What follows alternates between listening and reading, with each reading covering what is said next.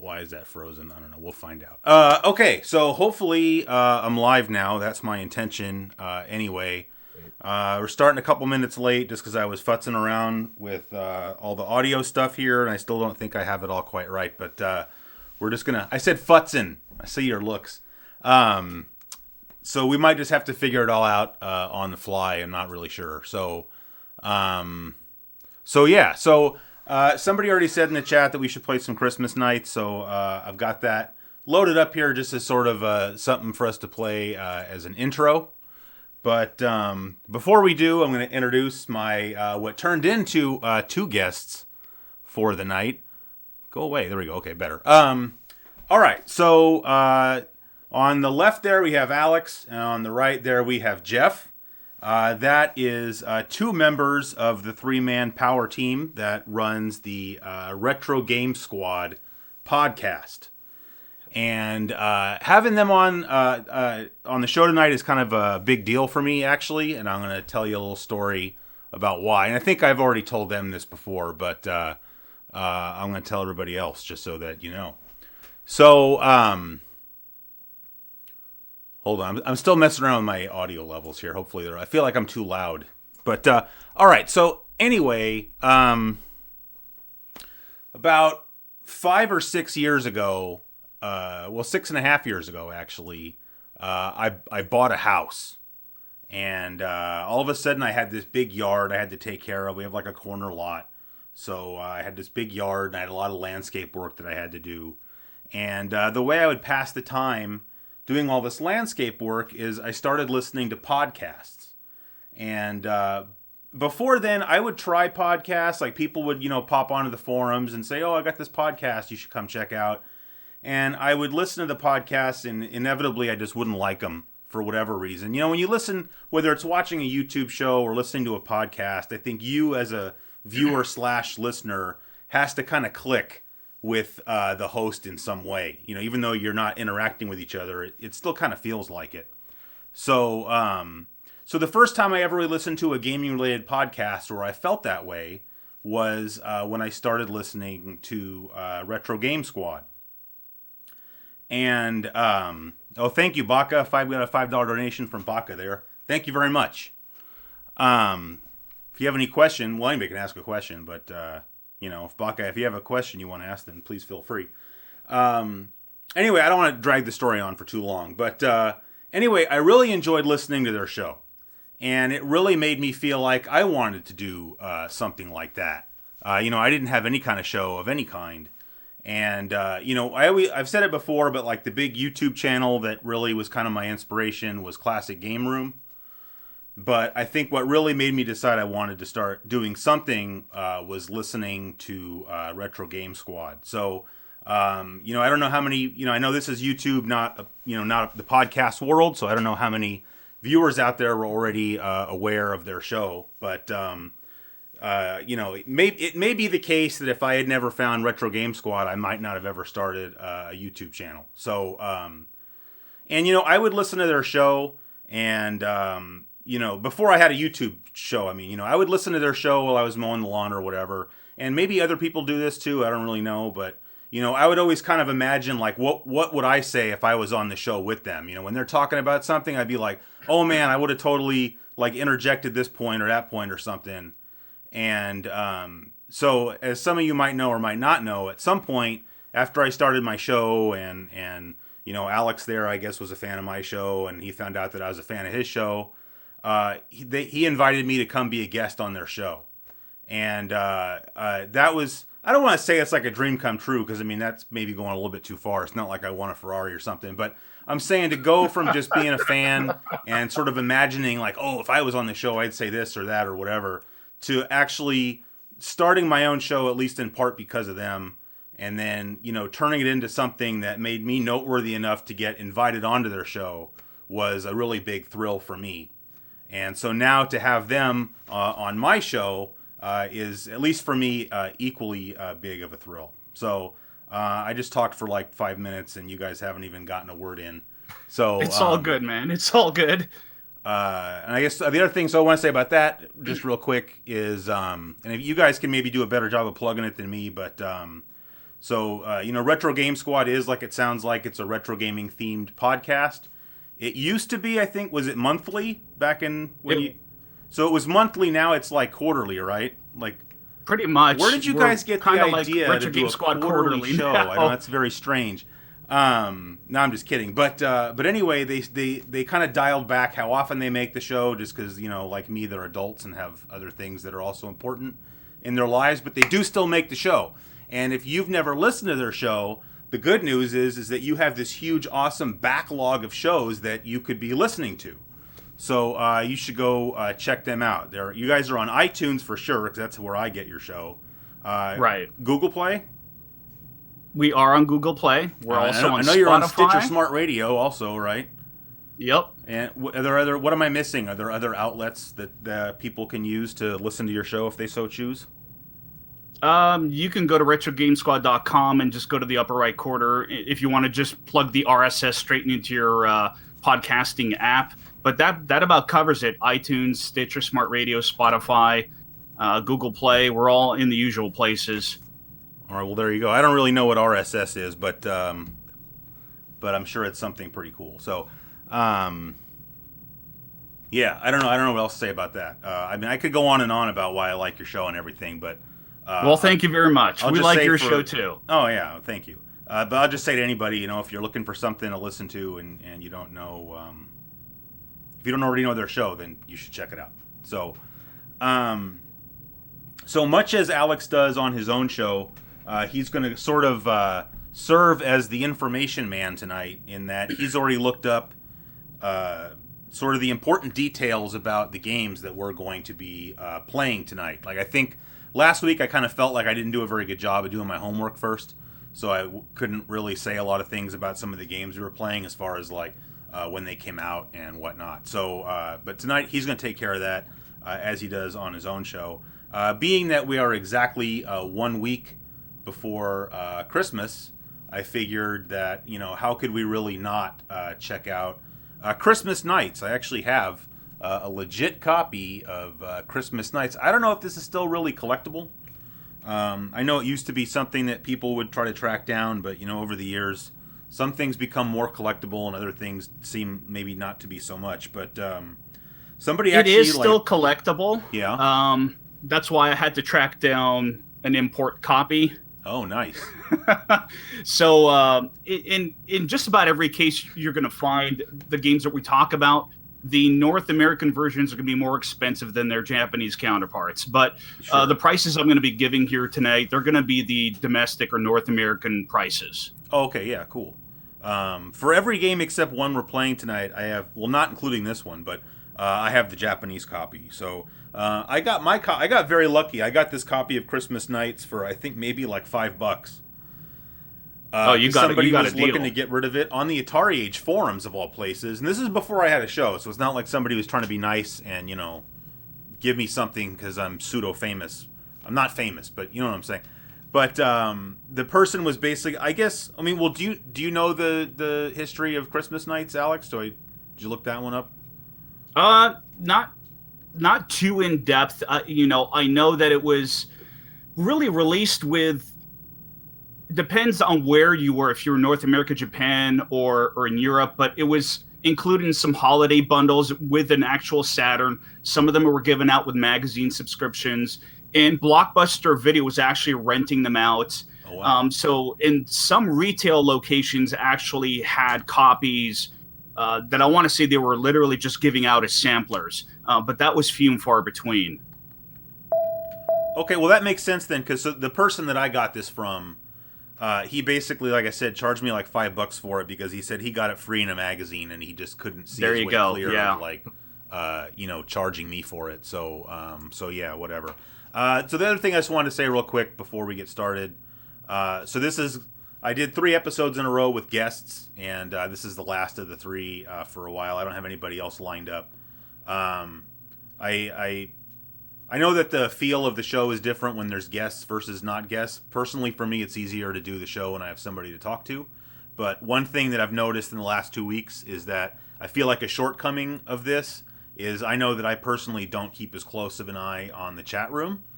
And so I'm just letting you know I'm conscious of that, and tonight I'm going to try to do a better job of making sure I keep an eye on the chat room, because like I went back and watched some of the archive of last week's stream, and for sure there were people asking questions and whatnot, and they just got ignored because I just didn't do a good job of keeping my eye out. So I'm going to try to do a better job. Hopefully Alex and Jeff will also be keeping an eye on the chat, so if anybody asks a question or anything, hopefully we will be able to address it. So even though I've got the clock set in my Saturn, as I started up the game here, it asks you for the time and date, and that's because apparently some of the graphics in the game change based on what time of the year you're playing it. So I think even if you play it like on Christmas Day, if I remember correctly, I might be just talking out of my backside, but I think that it changes things ever so slightly. It does.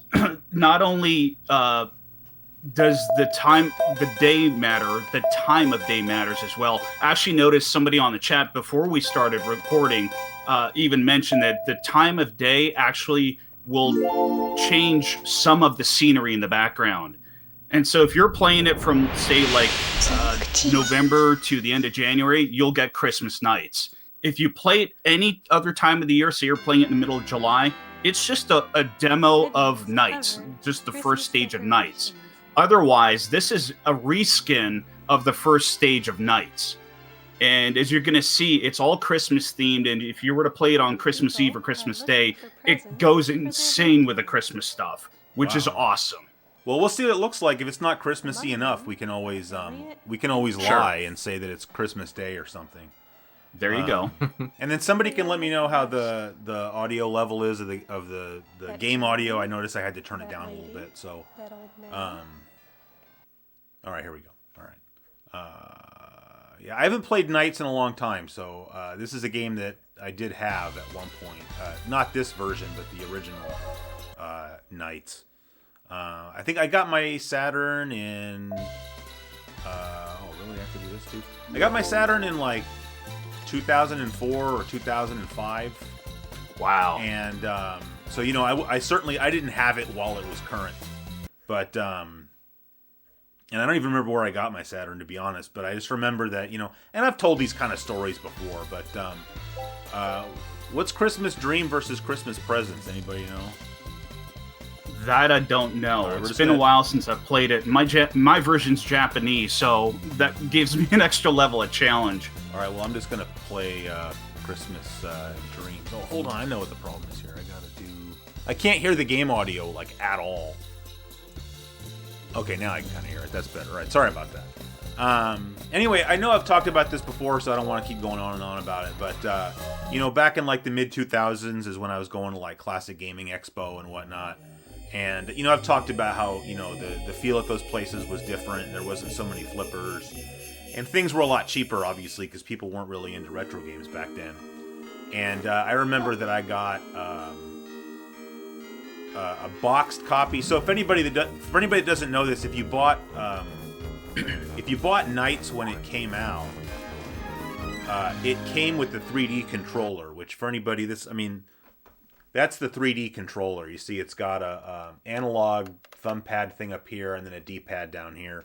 It's not the regular. Well, I have one down here, but so this is not like the normal Saturn controller. Although you can use it in the place of one. But if you bought... And it's surprisingly comfortable, too. What, this one or the other one? The 3D control pad. Even if you can play Street Fighter on that thing without a problem, actually. Yeah, I mean, the D-pad on it is really nice. Anyway, when you bought Knights back then, it came in a bigger box because you got the game itself, and you also got a 3D controller. And I got... that. It was like one of those things where it was like supposedly new in the box, but the box had been opened. But like everything was there and it was in like, you know, mint condition or whatever. And it was something like $20. Which, you know, I don't know what that would go for now, but I'm sure it would go for a lot more. Sorry, I think I went the wrong way there. So, like I said, I haven't played Knights in a long time. You can see it's very Christmassy. Looks pretty cool. I don't know how much more Christmassy it could get than this, really, but... I feel like you have to do the same thing. I noticed you was an upside down Christmas tree. Right. It's cat proof. They cat proofed it before They were ahead of things. Yeah, my cat. That's why we got to put our Christmas tree in the basement because the cat will rip it to ribbons. So the pack that Chris is talking about that Knights came in. So your actual Knights game was in a small jewel case, and there is a long box version of Knights as well, sort of regular sort of size Saturn case, and those are a little. They're not rare, but they're less common. But the majority of the Knights, you're going to see the regular Knights game, they're going to be in that smaller jewel case. I actually don't have a copy of Knights. My copy, I don't know what happened to it. I must have sold it or something stupidly, and I don't have it anymore. But well, one thing I guess I didn't mention, so I didn't really show the hardware. You know, I've got my Saturn here, and it's got I installed a region switch, so it's just an American Saturn. And I know you can get like the Game Action Replay cartridge and like flash it somehow so that it will let you play both backups and make. I think it will make your Saturn region free. But, yeah, it's called the pseudo Saturn. You basically get an Action Replay cart. You do a swap trick with an ISO that you download off the internet and literally flashes the Pro Action Replay into a pseudo Saturn card. Yeah, so I tried to do that, and I guess I'm just not good at the swap trick. Right, it's tricky. Yeah, so I couldn't get it to work, and I felt like I didn't want to keep doing it because it's probably not good for my console, you know. I mean, I don't know how bad it really is, but it seems like a bad idea. So I didn't keep doing it. So this Saturn actually used to have a mod chip in it, and I took it out because I was kind of having some problems with it, and it wasn't always wanting to read games, and I just kind of felt like I didn't really want to put burns into my Saturn anymore. And but I think I actually ended up taking the mod chip out specifically because I was trying to troubleshoot some kind of problem. And I just decided not to put it back, and instead I installed a region switch. So that allows me to play both North American and Japanese games. And so I guess my point in saying all that is just that I would like to get a new copy of Knights, but I'll just get a Japanese copy unless there's like some reason why that's bad. The North American version of Knights isn't really prohibitively expensive. They're cheap. You can pick one up. I don't think that's one you really need to import if you're worried about price. Well, I also just kind of like having the Japanese games because they're in normal jewel cases. Well, that's fair enough. You can't argue that. So Derek's saying that he says he thinks his wife wants a Sega Saturn. Yeah, she's a keeper, dude. So. Oh yeah. Oh, speaking of Derek's wife, well, we'll get to that in a minute. No, it's not. That didn't sound like it started on a good note. No. Okay. Last week I said I was going to give something away, and unless I've got my Teresa's mixed up, I think she won. So after we'll address that after I'm done with playing some Knights. There you go. So I guess she's here, right? I think I saw her. She's here, yeah. Okay, good. I don't want to. She's even saying that would be me. Okay, cool. Yeah, because I wouldn't want to. I wouldn't want to do it if she wasn't here yet. So I would have waited. I believe Teresa, were you also saying that you were choosing between watching a hockey game and this? If oh yeah, so, they're both huge hockey fans. So. Oh. They're like a little bit of this real quick. They're like the Classic Gaming Quarterly live stream chat power couple. Very cool. It's actually really awesome. cool. So as you can see, Jeff is a Capitals fan. I am, of course, a Montreal Canadiens fan. So I will take your sympathies now. Yeah, you're a Canadian, yeah? Yeah. Yeah. I just got back from Vancouver like a month and a half ago. Yeah, I've always wanted to go out to Vancouver, but never got the chance. Yeah, I mean, I know that's not the side of the country you're from, but that was like my first experience in Canada. So, Vancouver seems like a gorgeous city too. Very gorgeous place to visit, even if just looking through pictures. So, sounds like a cool experience for sure. Oh yeah, it was cool. So at some point now, since you had, I mean, I don't know when we want to get into all this, but Alex. Part of the reason that we're playing the Saturn, I just wanted to have, these guys come on the show, but the reason that they're on this particular show is because Alex had a Saturn back in the day. So at I'm a some point you gotta huge tell your Sega Saturn story. fan. Absolutely, man. So when the Saturn had the surprise launch, I was actually saving up for it. I had about half of it saved up, and then I heard through word of mouth, of all things, that it was out. And I want to say I was working at Funkoland at the time. And, I'd heard nothing about it. I'm working at Funkoland, didn't hear anything about it. Well, it turns out it was pretty much exclusive to EB where we lived. So I only had half the money saved up, so I borrowed the other half from a buddy. And about 2 weeks after the surprise launch, I went and picked up my Saturn. I got it with Daytona USA. Good choice.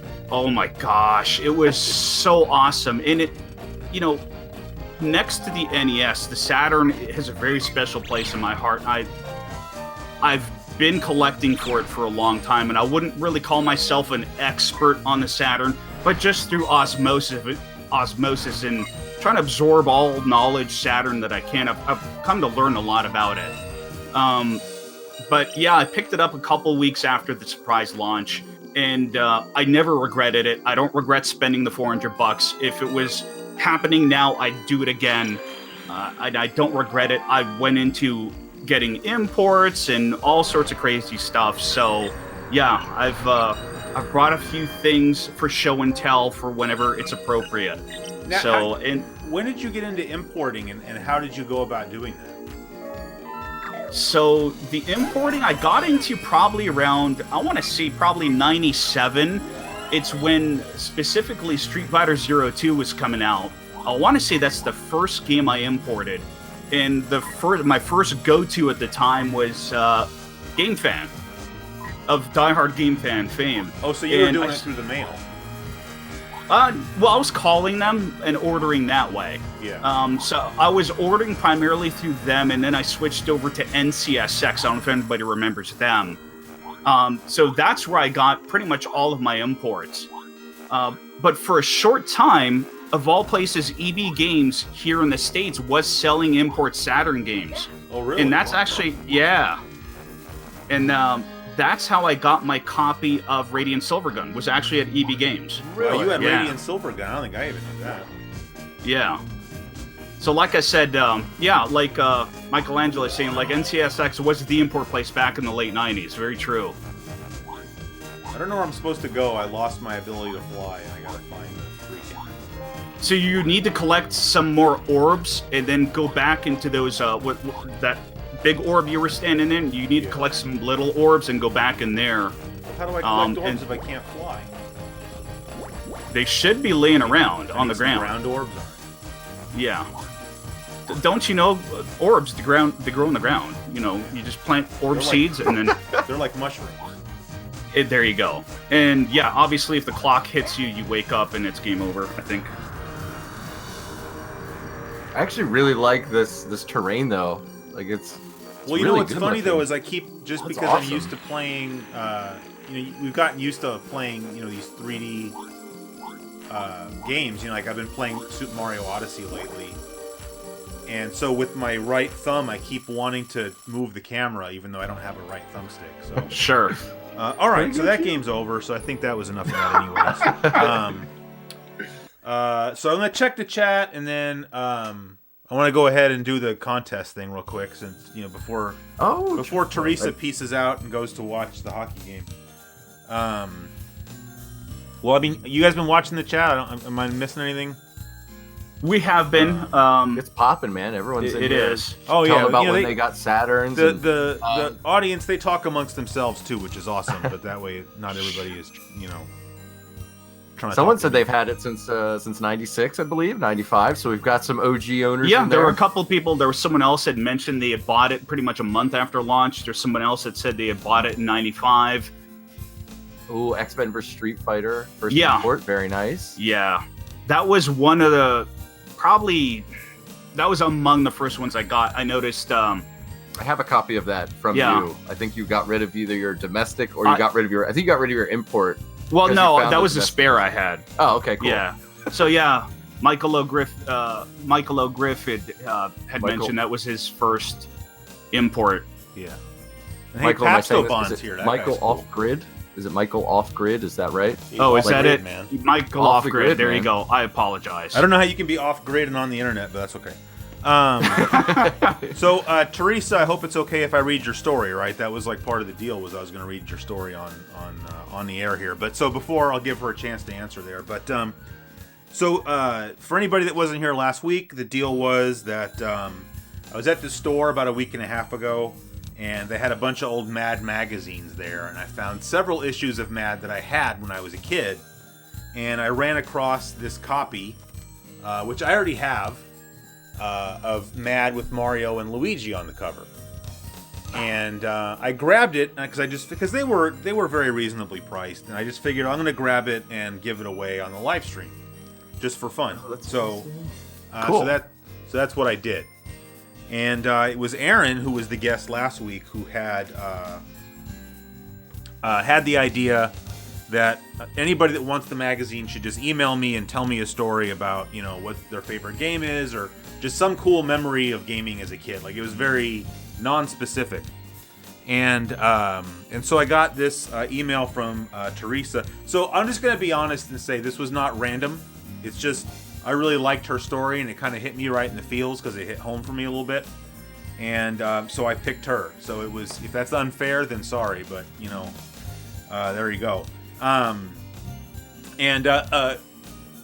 important component to this is that she requested. Well, I was already going to play it anyway last week, but she requested that I play Kaboom, the Atari game Kaboom. So that's a great game. It is it's very hard though, but it's a good That's game. where you awesome. catch the bombs? Yes, the bombs Yeah, with the like the rotary fucking- control. You have to catch them? Yeah. Oh, okay. Yeah, it's awesome. Oh, very cool. All right, so here's her story.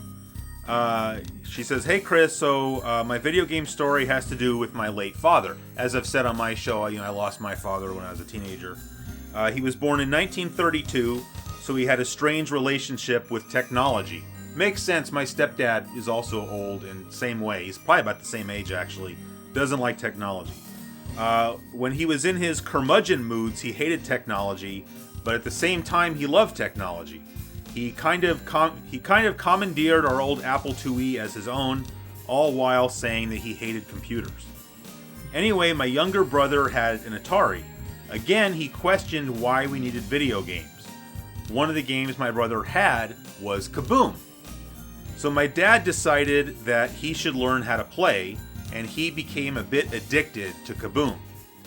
When my dad got sick, he passed away from pancreatic cancer in 1992. Very sorry to hear that. That's also 92 is when my dad passed away too. He would play Kaboom as a way to relax and pass time. So yes, when I think of Atari, I think of my dad playing Kaboom and getting mad at the game. It's one of those classic parts of video games that never changes. So when you get so close to winning the game, but you lose at the last possible moment. And then she just says, "Have a great day, Chris," and then signs the email. So, yeah, so obviously, I'm sorry about your dad, and as I said, same here. And so it just, because of the story I told about my dad and all of that, it just, I found that story very relatable. And especially because as I told the story, Super Mario Brothers is a game that my dad and I used to play together, and I was always Mario and he was always Luigi, and so my Luigi always reminds me of my dad just for that reason. And so I guess maybe I'll just tell my own story. It's a very short story, but my dad died of a heart attack. When we had his first heart attack, that one was like non-fatal, but he was in the hospital for a while. And by then I had my Game Boy that he had given me for Christmas, and I tried to bring it to him so that he could play it while he was in the hospital, but they wouldn't let him have it because they thought that the electronics would like interfere with their equipment or something, so he didn't get to. But yeah. Anyway, so for that, she gets the copy of Mad Magazine. Thank you for sharing that story with me. I appreciate that. I think I already have your address, but if you want to email it to me again, that would be okay too.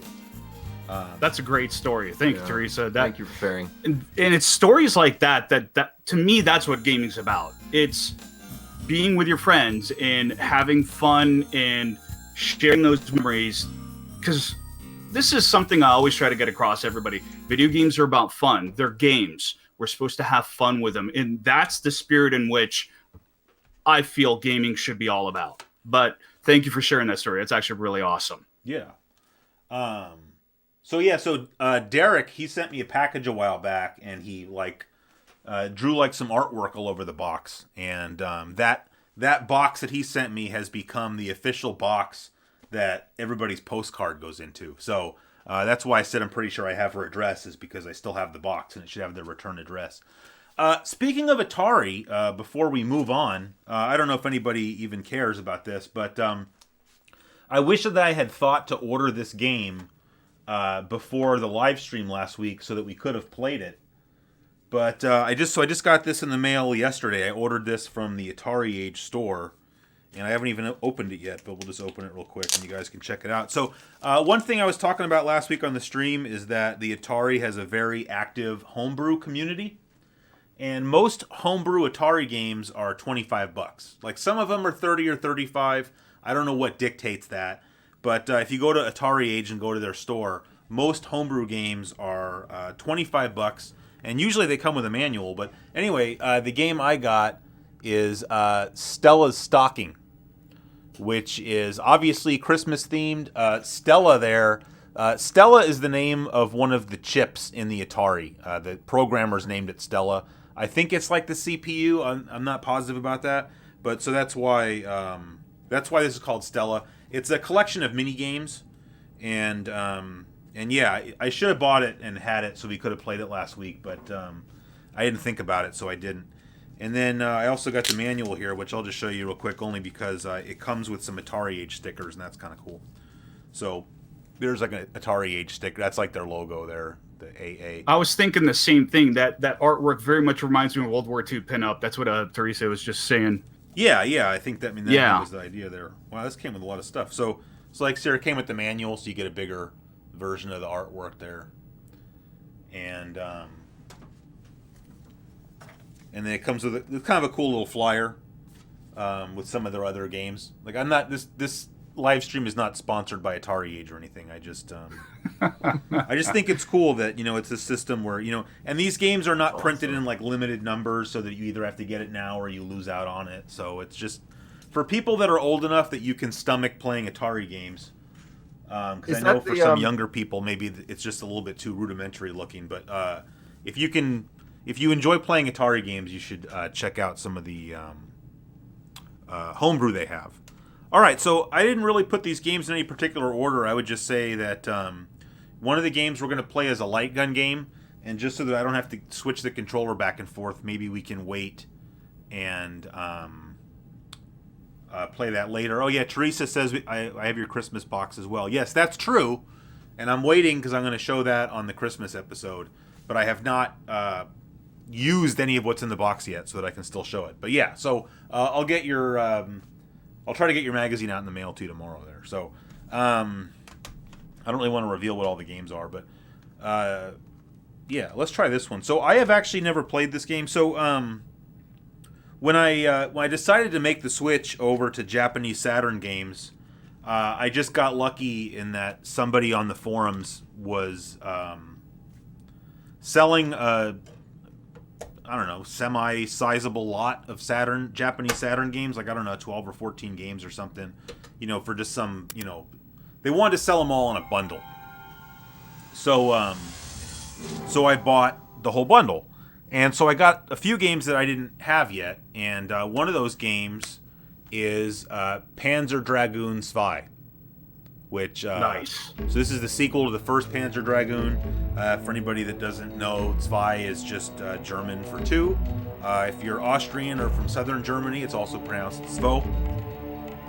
Anyway, I looked up why, by the way. Some people say Zwo instead of Zwei because that way it doesn't rhyme with drei, which is three in German. So I guess people can understand you on the phone better or something. Anyway, so I've played the first Panzer Dragoon extensively. It was, of course, featured on my Sega Saturn launch video, but I've actually never played Panzer Dragoon Zwei. And is this analog controller compatible there, Alex? Or It is. So it's compatible with the mission stick. Oh, that sucks. I could have brought that down. I have the mission stick. Yeah, it's definitely compatible with the mission stick.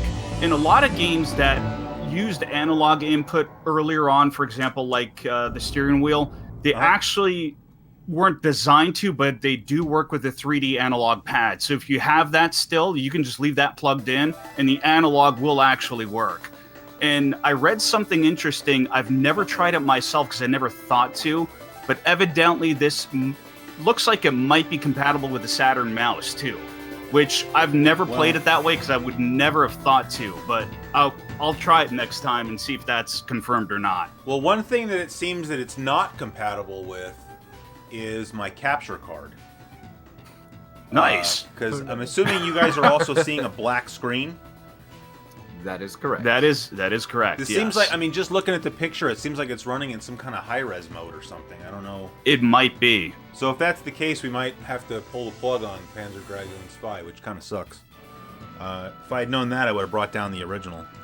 Although that might not be any better, but I can run upstairs and get it if anybody wants to wait. No? All right. I'm talking to you two. I'm sure Alex wouldn't mind.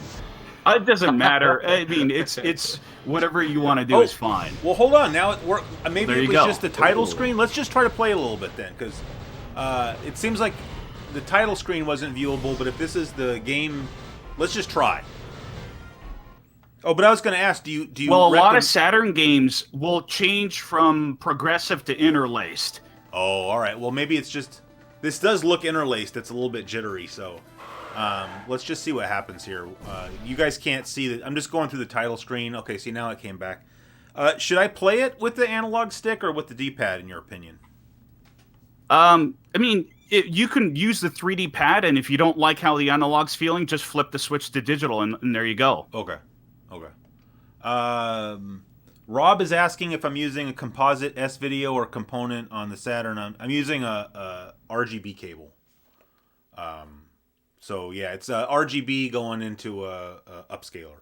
So Michael Offgrid is saying it could be that the Japanese version is the only one that's compatible with the mouse. That might be true. Well, yeah, this is the Japanese version, but I don't. But you don't have a mouse. I have a Saturn mouse. Oh, here we go. Yeah, some games are a nightmare with a FrameMeister. That's why I keep it simple. I use component or S-video on everything I do. Of course, I don't stream, so I don't really have the need to go sort of high-tech with a FrameMeister or whatever, but not everybody has a space for a CRT, and I get it. Yeah. Yes, and Michael Offgrid, you're right. This game also has native widescreen support. Oh, wow, that would be cool. Well, Michael Offgrid's coming prepared today, that's for sure. Yeah, he's bringing the facts. For a guy who's off-grid, he's pretty knowledgeable. Yeah, you don't seem that off-grid to me, Michael. Yeah, that would be cool to play in widescreen, but we won't be doing that today, obviously. Right, and Bossum Burf is also commenting, yeah, the mouse is also compatible with Virtua Cop 2, and it does work with Virtua Cop 1 as well. You know, now you've got me thinking that I might have a Saturn mouse, but it's like if I do, it's in a box in the attic, so we're still not messing with that tonight. But, so there are component cables in a manner of speaking. You can HD Retrovision sells component cables for the Genesis, and they have an adapter that you plug into your Saturn and plugs into their Sega Genesis component cable. So that's how I'm playing my Saturn in component on my HD CRT. That's cool. I didn't know that. Yeah, and they work really, really well. So I've got HD Retrovision cables for my Saturn, my Genesis, Super NES. I think I got the PlayStation adapter as well. If you have a Neo Geo AES, they also make an adapter cable for that as well. Hey, we're not rich around here. No, well, no, that's why I got a lowly CMVS. So that's way more affordable. At least the games are. But this game is fantastic. So if you like a walking, I thought. Oh well, this is part of the story. Right. The dragon's just a youngling. You gotta give it time to grow. So as the game progresses, the way it works is based on your performance, you're gonna get extra points, and the game will automatically assign those points to upgrade your dragon. So the better you perform, the more your dragon evolves. So the next stage is also going to be walking, but there's going to be a pretty dramatic point where you're literally going to walk off a cliff, and the dragon's going to have to learn how to fly. Hey, spoilers, man. Well, Jeez. I know. I'm kidding. So if you'd like, we can just go over the basics. It was released in 1996 domestically. It was developed by Team Andromeda, published by Sega. We've already gone over the mission stick, the mouse, and the 3D control pad. Loose copy of this game domestically is about $30. A complete in box is somewhere in the $50 range. Well, that's not bad. It's not terrible for a Saturn game, especially a Saturn game of this quality. Sure. I always get this game confused with, is it Panzer Dragoon? Is it Saga? Saga's the role-playing game, right? That's the one that's expensive. Correct, yeah. And this game is just amazing. It's such a huge leap over the original game. I just love this game. The music, the art design, everything about this game is just oozing quality. We've covered it on our podcast before. I want to say it was probably in our Sega Saturn episode. More than Shocker. But I love this game. It's so well done. And the CG cutscenes may be sort of primitive by today's standards, but at the time they were a big deal. It has that like 90s, that cutting edge 90s look to it. Yeah, but so it's the game itself that's just, to me, the art design and the music are what set the series apart. If you stripped away the music and the art design, the gameplay's okay. It's really those two qualities that make this series so special. Is it still the same? I forgot the name of the composer. Was it Yoshitaka Azuma? No, I didn't look it up because there's more than one composer credited for this game.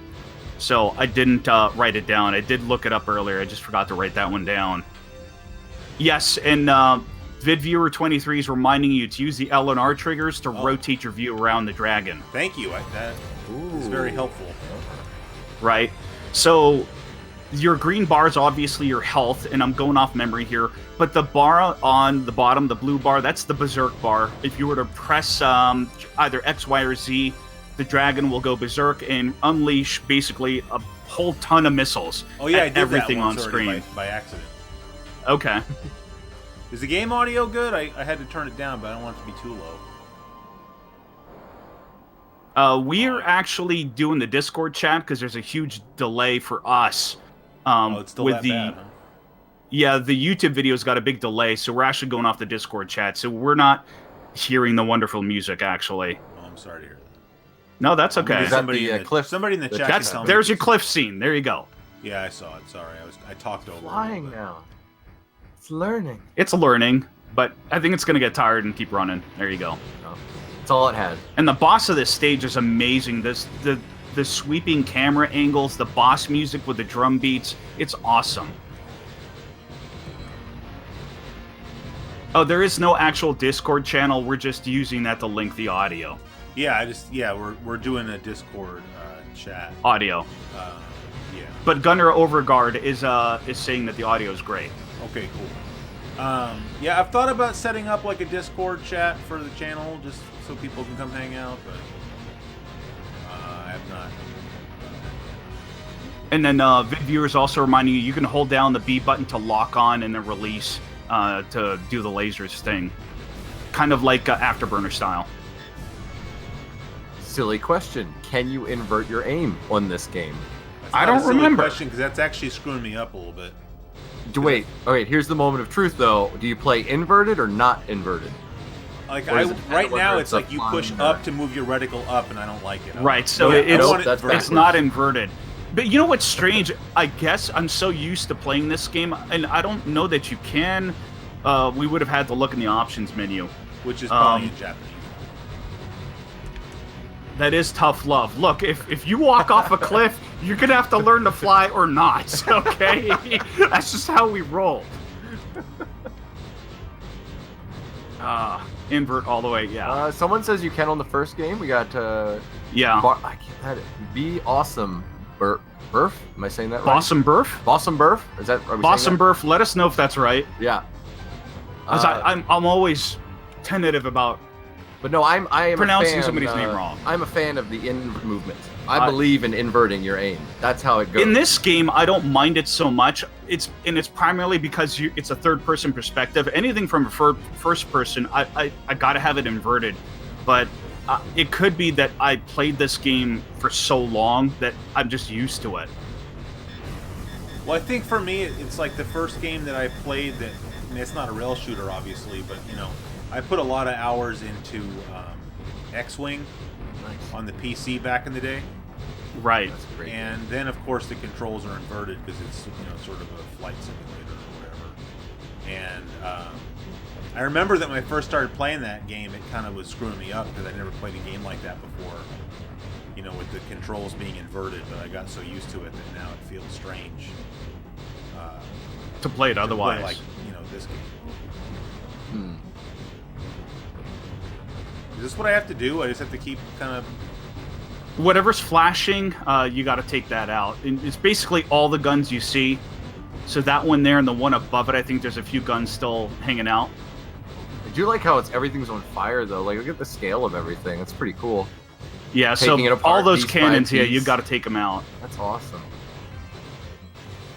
Later on, somebody was asking, are you on the ground mostly? No, it's only until your dragon evolves, probably within the next stage or two, that the dragon's going to start flying on its own.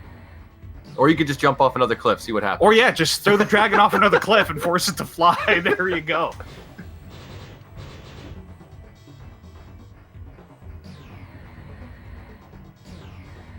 So I assume the top right, that is the radar, correct?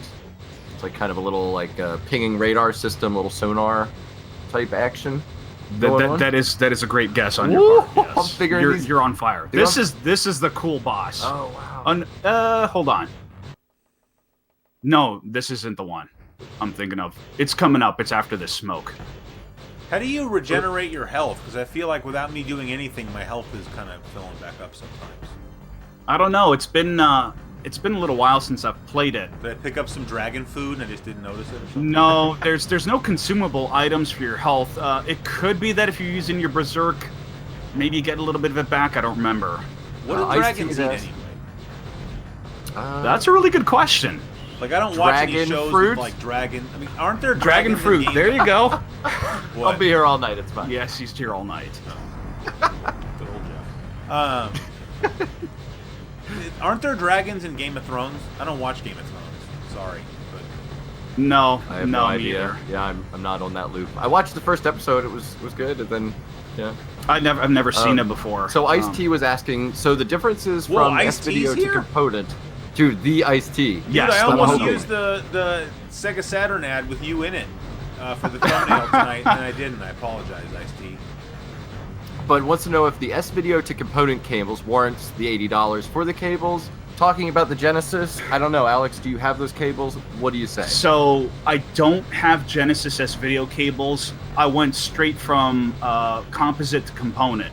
So it's hard for me to say whether it's worth the asking price or not. It depends on the TV you're going for. If you're going on a CRT and S-Video your looks choices... pretty damn good on a CRT. S-Video is gorgeous. Yeah. People underestimate the quality of S-Video. If you're on a CRT and you can get the S-Video cables for a fraction of the price of component, I would say go for S-Video. The difference in quality, again, it depends on the TV you're on. But if you're going from S-Video to component, it's not as huge of a leap, at least to me personally, as say composite to S-Video. That's a massive leap. Yeah, I agree. The same thing from RF to composite. That's a huge leap. Same Like, thing S-Video from. gets you about 80% of the way to RGB. I agree with that statement. And speaking specifically of the Genesis, you can also just do an S-Video mod on the Genesis. I don't know how much the S-Video cable cost. You're saying that the HD Retrovision sells an S-Video cable? No, He was wondering if the transition is worth it. Is it worth? Right. Are you No. going to see that big of a jump going from S-Video to full-on? and HD especially on a cables? Genesis, I wouldn't think so. You'll notice more of a difference on something like a Saturn or a PlayStation, but Oh, yep. going from a Genesis, yeah. So for the Saturn, Yes, I've done composite and I've done component and S-video for both. And it really depends on your TV. If, again, you can get S-video cables for the Saturn for like $15-20. The HD Retrovision cables, you got to buy the cables and you got to buy the adapter. How big's your TV? That's the first question. Like, if you're talking like 20 inches or so, maybe I think S-video will look fantastic. If you're going for a larger TV, maybe, component may be the way you want to go. But to me, they're pretty comparable in quality. Obviously, component's going to be nicer and a little bit sharper, but don't underestimate S-video. It's a really good picture signal out of that thing. Let's see, how'd you do? 134 enemies, 44%. Not bad. Probably better than I would have done. So right on. So I know that was a long-winded answer, but maybe that helps you, or maybe it just confuses the hell out of you. Sorry. In which case, we have not done our job. All right, so he's saying you went from some boss saying you went from composite to component. It was a huge leap. Yeah, like I said, that is a huge leap. But for Saturn or Genesis S-video to component, not quite as much of a leap. Oh, another interesting thing about Panzer Dragoon. In the game, they speak this weird dialect, and that's some crazy language somebody at Sega, I want to say, made up. Wow. It sounds very Germanic, and it almost sounds like they fused Japanese and German together, but it's an actual language that has some sort of... I want to copy this dictionary if there is one, if it's out there. Right, and the HD Retrovision, exactly like MJKVT is saying, yeah, they just plug in. You don't have to mod your Saturn in any way for those HD Retrovision cables, which is nice. And that's for any console. They only make the HD Retrovision cables if the console natively puts out an RGB signal. And yes, I agree with what Pab Stoban is saying. Do not pay a scalper like $100 for cables. Just wait for them to be in stock. There you go. Teresa just donated you $5. Said get cables from My Cable Mart. Great prices. Only place I can get my HDMI cables from. And they have S-video cables. Thank you, Teresa. I appreciate it. That'll pay for the shipping for the magazine. So awesome. So you have a 31-inch CRT.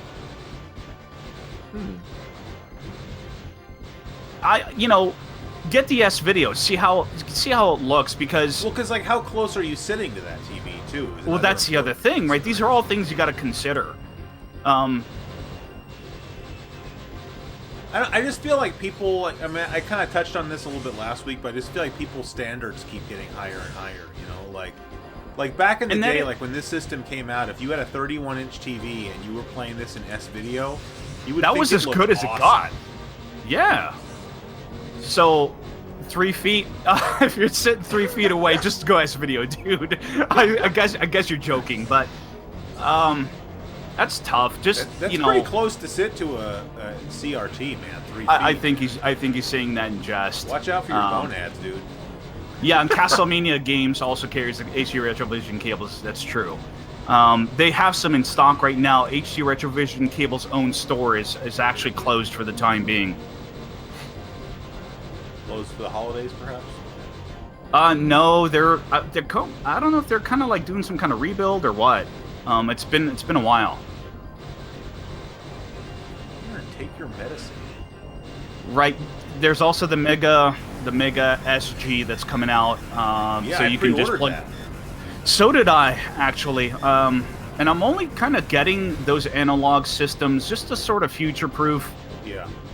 And be able to make sure I can continue playing my games. Because what good is a collection of games you have nothing to play it on, or if your hardware goes bad? Like I'm not sure if I mentioned it on the stream or not. I just bought.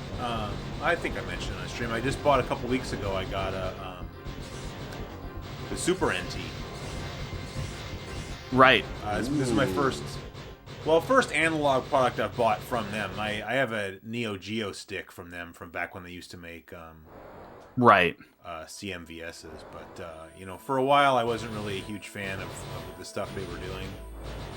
But I think that making that, oh my god, I think the Super NT was a really huge step in the right direction for them. So, and I haven't had a chance to play it as much as I would like to, just as I'm always working on the show. But so far I'm extremely impressed with it. So. And like you just said, that's kind of a big factor for me. I just feel like at some point, I feel like these systems are going to start failing at a higher rate. Especially because people aren't going to know that they need to recap their systems. Like I'm pretty sure that at least one of my Genesis systems needs to have a complete capacitor replacement done to it. And I haven't done that, but if you don't get that done at some point, correct me if I'm wrong, but I think that electrolyte can leak out potentially and damage your system. Right. If that stuff inside gets on the gets on the main board, yeah, it's very corrosive. Yeah. So I just wonder if going forward, if we're going to start seeing more hardware dying. I'm not trying to scaremonger or anything. No, it's a fair point. For example, I actually own 1, 2, 3. I have 4 Sega Saturns just because, it's the system I have the most games for, and yeah, I'm looking for somebody to recap, for example, my Genesis as well, and I can't find anybody to do it. So if anybody's got a lead, I'd appreciate any tips.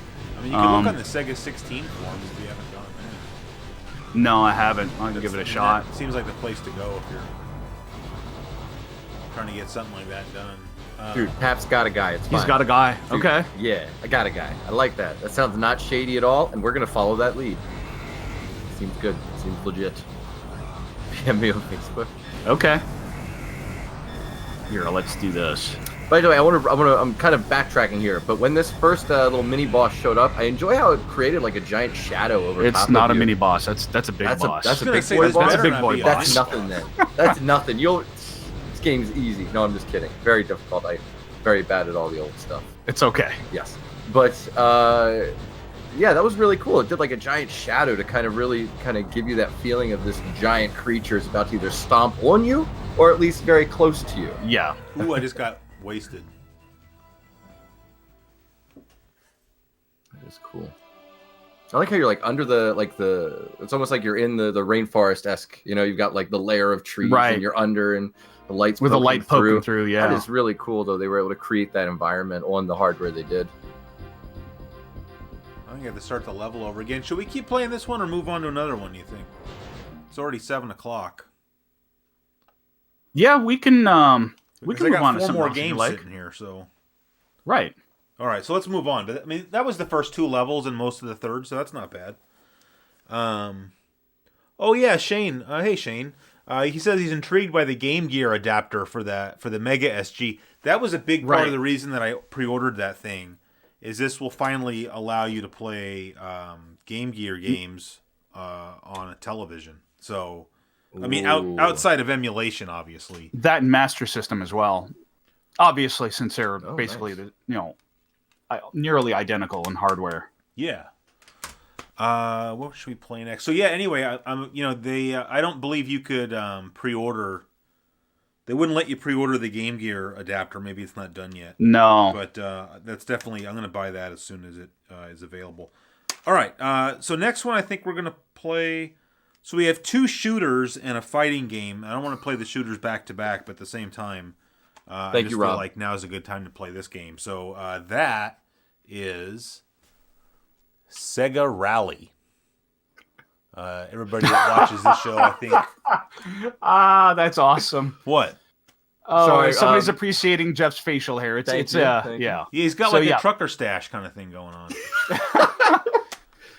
It was not 1800s. I've been playing a lot of Red Dead, so I apologize to everybody that this happened. No, don't. That looks good. I don't think I could pull that off. So actually, this has been the consensus. I most time just do it to irritate the wife. I was going to ask actually, how's your wife feeling about that?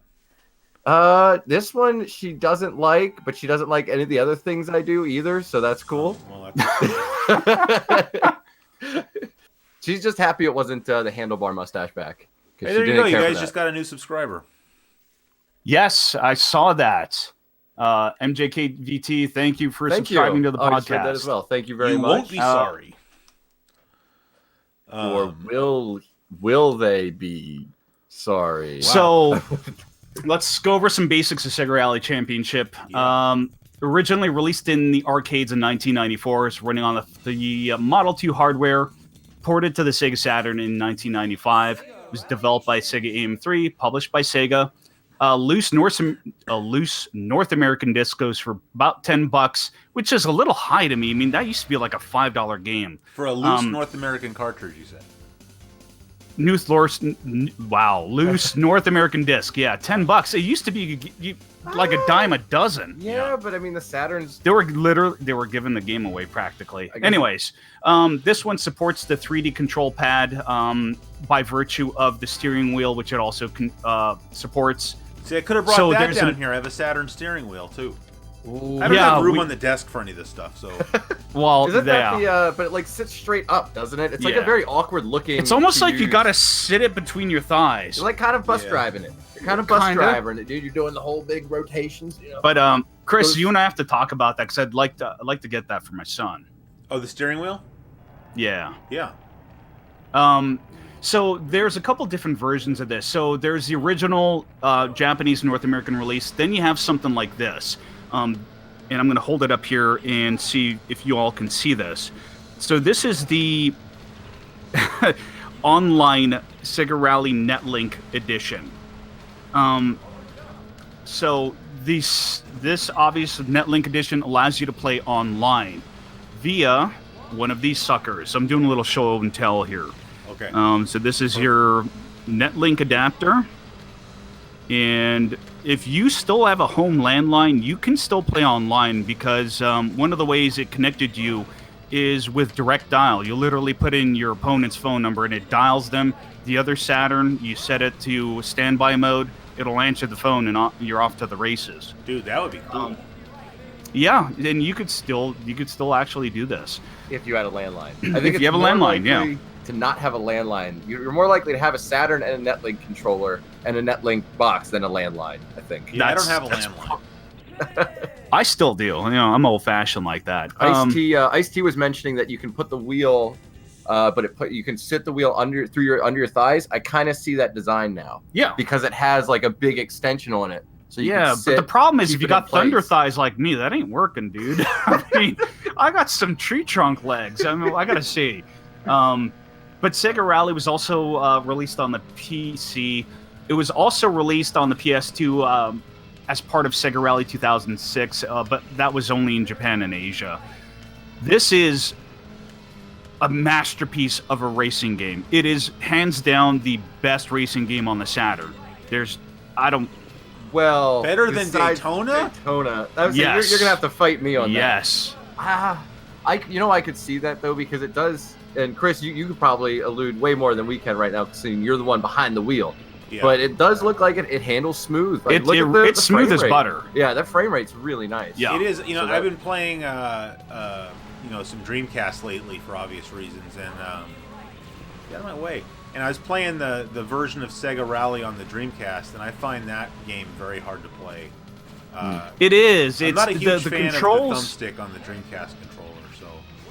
Yeah. Not only that, Sega Rally 2 for the Dreamcast, it's very touchy. You give it just a little tap, and the car goes flying. Now, yeah, I've never tried a steering wheel for the Dreamcast, so maybe that would help. Yeah, that's true. Well, they released a number of them, but I don't have one. If I remember correctly, so this one you have two different cars you can choose from, a Lancia or a Toyota. There is a secret third car. Is there really? So there's the Lancia Delta, the Toyota Celica. The yeah. secret car is the Lancia Stratos. Yeah. No way. That's on the cover of Sega Rally 2. Talk about porn stash, yeah. Dude, that's... But yeah, no, that's I'm a big fan of the Sega Rally franchise, if you will. I mean, even the newer ones they did on the current stuff wasn't great, but it wasn't terrible. The first one definitely holds that special spot though, where there's nothing like it. That sensation of sliding, that sensation of dirt to tarmac. So something that wasn't, I don't know if it was available at the time. I mean, well, this is the big hook with this game was when you go from say mud to tarmac or gravel, the different surfaces actually have different properties. So your vehicle behaves differently on every surface type you encounter in the game. So if you're going from mud, you're going to be sliding. If you're on snow, you're sliding. If you're on the tarmac, you're going to have better grip. So this was one of, if not the first game, to actually have that different kind of terrain that actually affected the handling. Best Daytona's on Xbox. If Hero, if you're talking about the not remaster, but yeah, I guess it was like the arcade remaster. It's just the Model 2 game it is running on an though, emulator, yeah. Because you can play it with a steering wheel and the force feedback works. So you could if you have the Xbox 360 steering wheel that had force feedback, you could emulate the arcade, if you will. You could have the whole shaking around. I tried to pretend like I was shaking. That's a lot of shaking. Yeah, yes. I was trying to emulate as I could. It's actually quite impressive though how much kick the Xbox steering wheel has in it. I've never tried it. It's cool. It brings you back to the arcade. I like in this though you can have two different transmission boxes. Transmission boxes. Those are words. Yeah, there we go. Yeah, that's what they're called. But you get automatic or manual. So I do like how they gave the player that choice, though. Sure. And it is satisfying to play this game and do the manual. It's like that. There's something just satisfying about like going into a turn and just downshift, and then you just fire it back up, and oh yeah. This game it reminds me, not in a good way or whatever, but I don't know if you guys ever played Rallycross on the PlayStation. Oh, I wish I hadn't. Yeah, it's not a good game, but when I bought my PlayStation, I got my PlayStation in '97, and as did most PlayStations, it came with a demo disc, and one of the playable demos on the disc was that Rallycross game. I played that quite a bit, just because when I bought my PlayStation, I only had one game, and it wasn't even a particularly good game, and so I spent probably more time playing the demo disc than playing the game I bought, and my friend and I would play a lot of Rallycross. I mean, it was just the one level or whatever, but Right. So I know I'm sucking at this game. But... Oh, look at that! Like so the dirt Ice-T's kicking saying up. he's got some mammoth thighs as well, and he doesn't struggle with the steering wheel.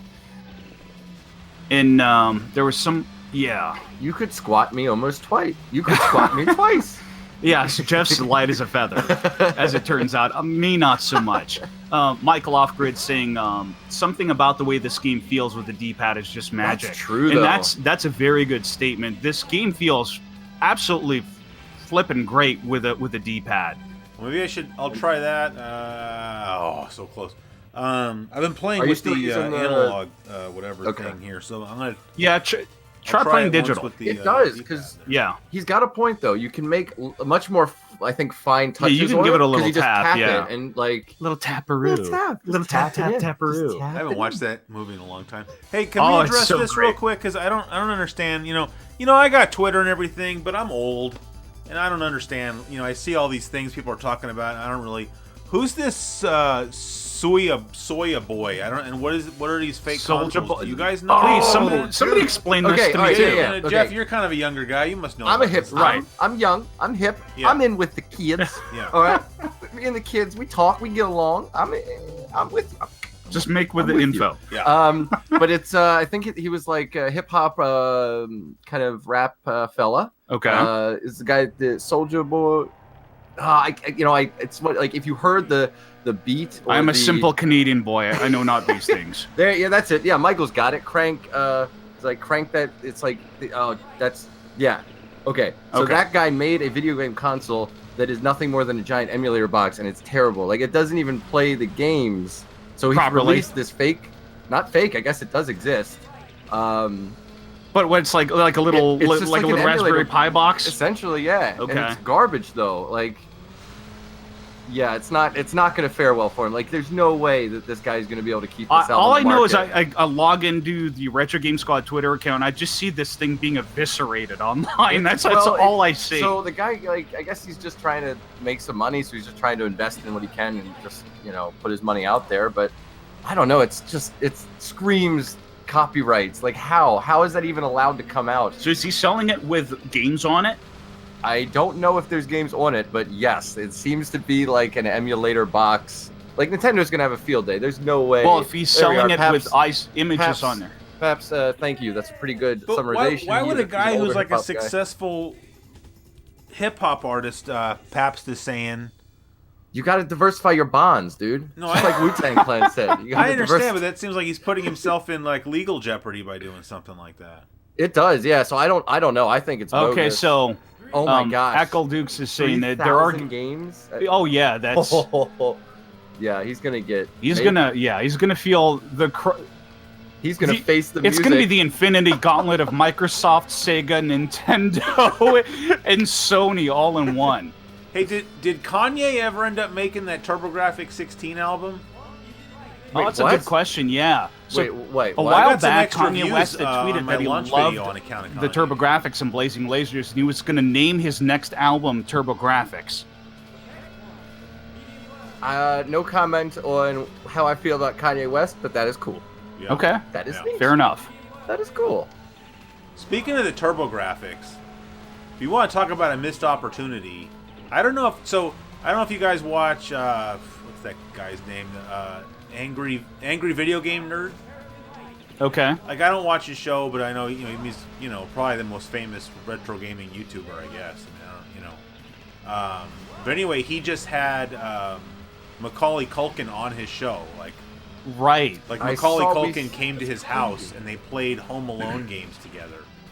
Which Awesome. I I thought haven't that was had a the chance biggest. to watch it yet, but I'd love to. Yeah, but I thought that was like the biggest missed opportunity, because I don't know if you guys have seen the clip when Macaulay Culkin was on the Arsenio Hall show when he was back when he was a kid, like during the Home Alone times,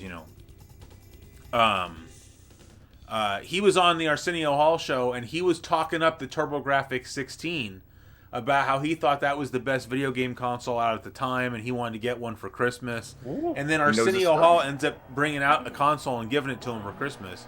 And he was No talking about way. like how he was into like Splatterhouse and everything. Like, That's awesome. That's very cool. yeah, but then like, what are you wasting time playing? You get Macaulay Culkin in your house, right? You could play Home Alone games or like His when favorite was the last TurboGrafx time you think stuff, Macaulay like he Culkin wanted. fired up Splatterhouse, man? Like you get that game going. I bet he'll start telling stories and I don't know. Sure. like- It's probably just a like. But it's the which would get holidays, more like- views, though? I mean, you got to think Yeah. about it a little more business-like, Macaulay Culkin playing TurboGrafx or Macaulay Culkin playing Well, Home Alone. See, that's why I mean- I don't get the kind of views that Angry Video Game Nerd or Metal Jesus gets. Is I don't. But you I do think about you, what would be a good and video, they do their thing. But we're fans of your show for a reason. Ben is Ben. Are you commenting? Ben Wilson says seems so damn genuine on Red Letter Media shows. Is this? I apologize if I'm just kind of cutting in and out here or looking at parts. Are you talking about Macaulay Culkin or the other gentleman on the show? Because I've actually heard good things of Macaulay Culkin, and from what I've seen when he's kind of done and interacted with talk show hosts, he seems like a really interesting guy and would be a really fun oh, okay, nice, yeah, like. A Good Son game. That was a good movie. What's that? The Good Son. That was an interesting movie. Oh, That's the one with liked Elijah it. Wood. It's Elijah Wood and Yeah, well, he was a Macaulay Culkin. sadistic little. Dude, it's a snot, weird yeah. movie. It's a weird movie, dude. See, they should have Weird. made a game about My Girl, and then it's just all Macaulay Culkin running away from bees. All right, so we have two. We have two shooters. So Oh, they. what? That's pretty clever. They. Sorry, I'm reading the. I apologize. I'm reading the chat, and apparently they. I guess that's a group of the three of them that played Page Master. That's pretty clever because wasn't Macaulay Culkin in Page Master? Anyway, enough I don't Macaulay know. Culkin. I'm sorry. You've got me movie distracted now. Yeah. Thank you. I just Sorry. saw Papstobon's post in the chat. Thank you. I appreciate that. Yeah, he was saying that the Soldier Boy's got over 1,000, like 3,000. Yeah, somebody was saying games, it's got dude. That's- CPS 2 games on there. Oh yeah, they're gonna Oh, get the man. Infinity Gauntlet shoved right up where the sun don't shine. Awesome. Thank you, Morpheus Michael. wants to know, can Okay, I play thank you, Radiant Rockman. Silver Gun? I don't have Radiant Silver Gun, so no. If somebody wants to send me Radiant Silver Gun, I'll be happy to play it on a live stream. Please don't send me Radiant Silvergun, because somebody will Just go down to EB Games and pick up a copy like I did. Yeah, in '97. All right, so the game we're playing now, I'm just pointing this out so that Alex can get his info on. There you go. Is Layer Section. Oh yeah, awesome game. So good. All right, so let's get into a little bit of info about Layer Section. Hold up. Oh, I was about to show goodies, but yeah. I'm gonna wait. All right, so there's the import copy. The arcade version of this game is known as Ray Force. Was released in 1994, running on Tato's F3 hardware. It's ported over to the Sega Saturn in 1995. North American version is known as, you may have the honors, Jeff. The North American version is known as Galactic Attack. You can get a loose disc of the North American version for $30. Complete in box, it's running about $60. And this is literally Jeff's favorite shoot 'em up game of all time. All time, dude. It is a really good game. Disappointed, Jeff, because I'm probably gonna. Dude, I'm watching myself back as I'm trying to showcase the case, and I did a very bad job. So I'm just gonna leave that to Alex. Yeah.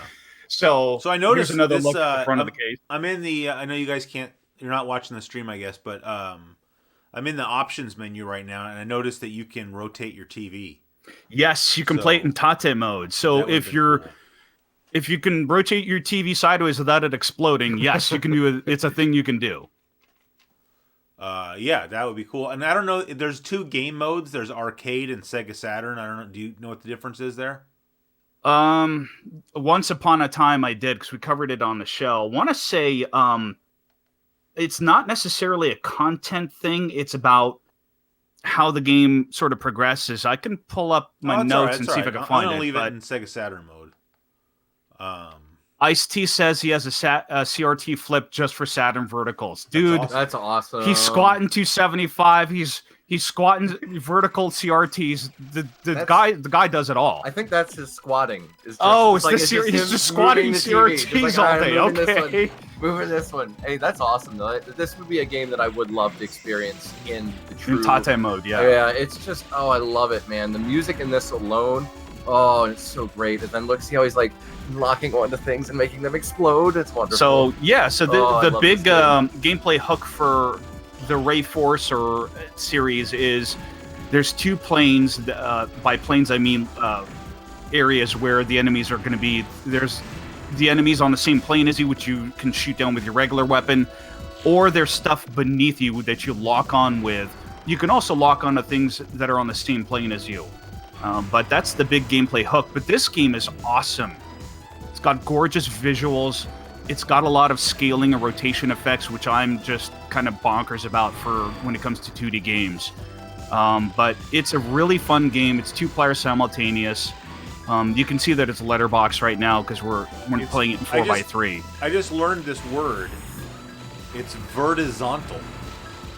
Vertizontal. Yeah. Is that a new thing kids are saying these days? Well, it's like when you're. I mean, normally I don't like that kind of stuff, but it kind of makes sense because it's a. Yeah, I don't like shmup. It's a vertical game, but played being, reverse letterbox. I don't know what you want to call it for a horizontal TV. Because somebody said, I was looking up lists of shooters on the Switch. Because I just got a Switch. Okay. Yeah. And I got one of those flip grips for it. I'm still waiting for mine. I backed it nearly the second day it came out, and I never got mine. Oh, you should. Did they send you the tracking information? No. I forgot to fill out the survey, but I went and did that after they sent them out. I filled out the survey. Now look at these effects. This is just awesome. It's a great looking game. No. You should email them, dude, because I backed it like way late. And I got my shipping information emailed to me, and then I got the thing mailed to me. So, I mean, something's wrong. Yeah, I gotta figure out who I need to get in touch with over there. Hey, Chris, Vinny wants us to ask you about how much you love cute-em-ups. I don't like the word cute 'em up. I mean, cute 'em up games are fine. But yeah, I don't care for that terminology particularly. So MJKVT's asking if you can play Japanese games on a North American Saturn. You cannot without either doing a region mod on the Saturn, or you can get a Pro Action Replay cart. I don't have mine in front of me, but that's the easiest and simplest way. You just plug it into your Saturn's cartridge port. Although a region mod is very simple. All you need is I've heard that, but if you're like me, you've never touched a soldering iron in your life. Well, that's true. But like I'm saying, you know. don't have to buy like a special chip. All you need to buy is a switch. It's some wire. Like you don't even need wire. I don't. Well, no, yeah, you need wire. You need wire and a physical switch because you're literally jumping between two pins somewhere on the motherboard. I think you need just like a double pull, double throw switch, and then you just solder it in there. Because there's jumpers. There's like hardwired jumpers on the motherboard, and so you basically remove the jumpers and you put the switch in there, and so you basically, by throwing the switch, you're telling the motherboard that it's either a US Saturn or a Japanese one. Rob's killing it over here, dude. He's come up with an idea of a My Girl game where it's a psychological horror game, and Vada is dealing with depression after the death of Thomas. Veda. That sounds Veda Sultanfuss. Veda? Vada? Veda.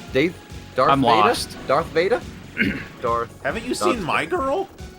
No. Yeah, I don't think it's been a while. I know it's like Macaulay Culkin. It's like Dan Aykroyd. What? The Dan Ack is in that? Yeah, Ooh. he plays Veda Sultanfuss's dad, who's an Oh, really? undertaker, if I remember correctly, or not an undertaker, like owns a funeral parlor. Okay.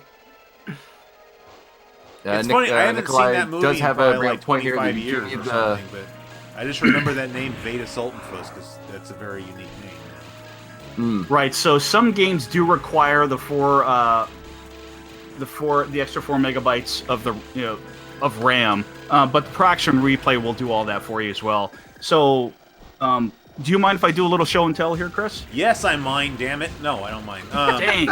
Okay. So one thing you should mention though about maybe you want to mention the touchiness of the Saturn's cartridge slot. Dang it! Right. So some people do have an issue where if you have one of the Pro Action Replays, there's different kind of,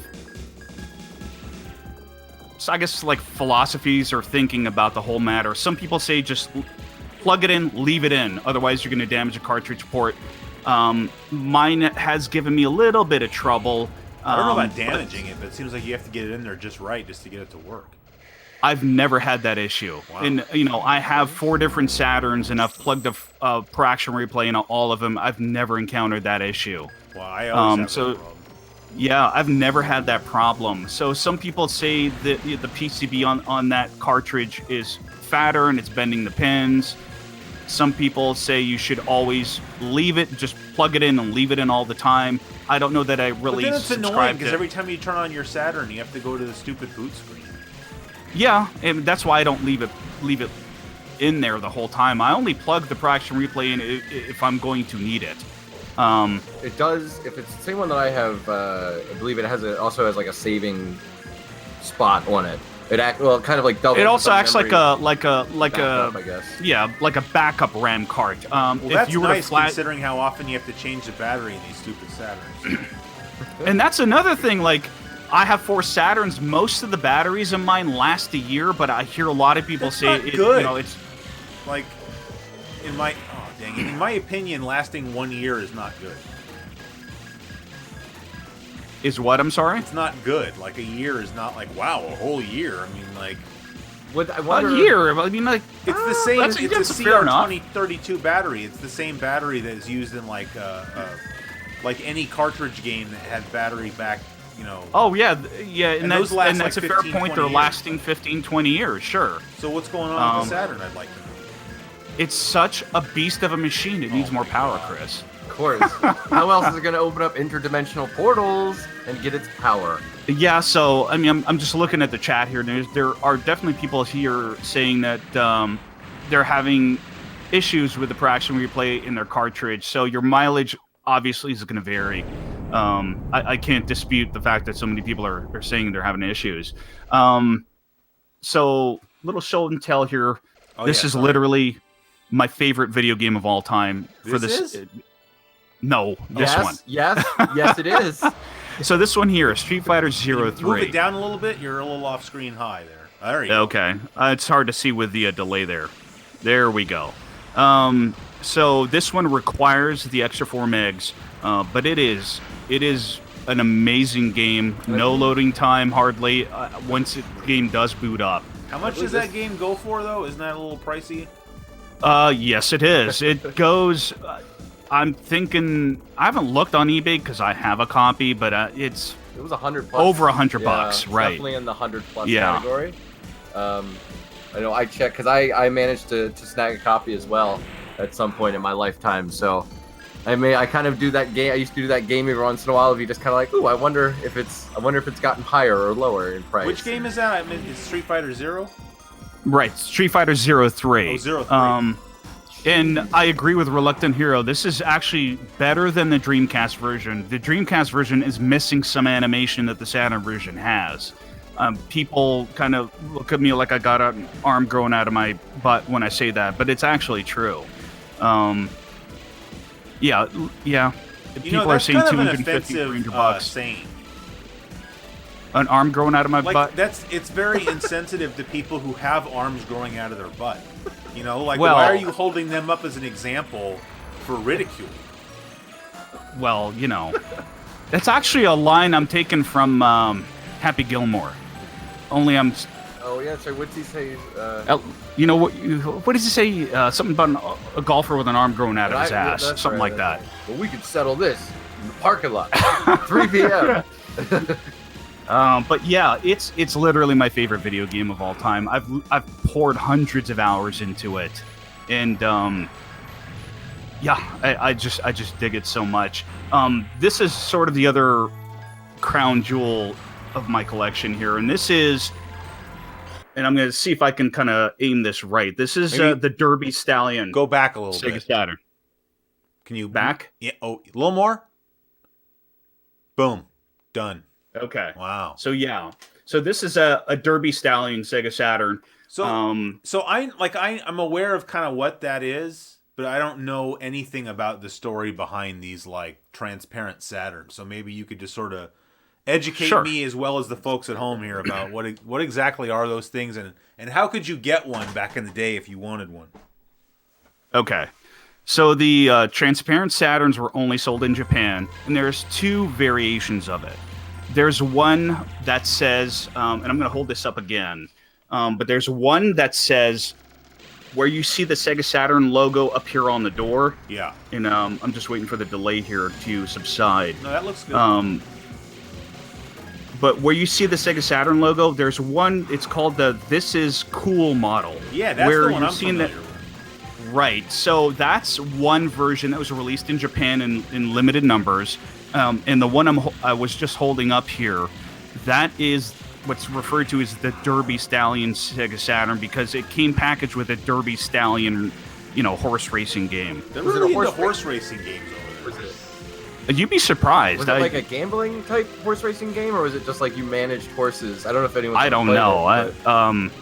No, I don't know. Okay. To be honest with you, I'm not into the horse racing video game genre. But Papstaben says This Is Cool is better than the Derby Stallion. They're virtually identical, with the exception of literally that writing on the door. But yeah, some people like the cool one is cool.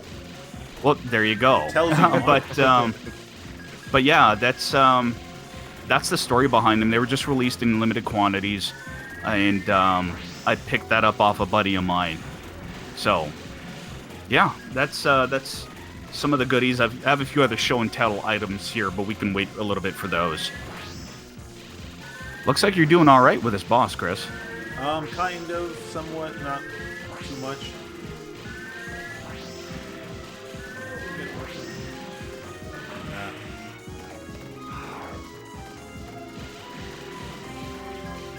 Very cool game.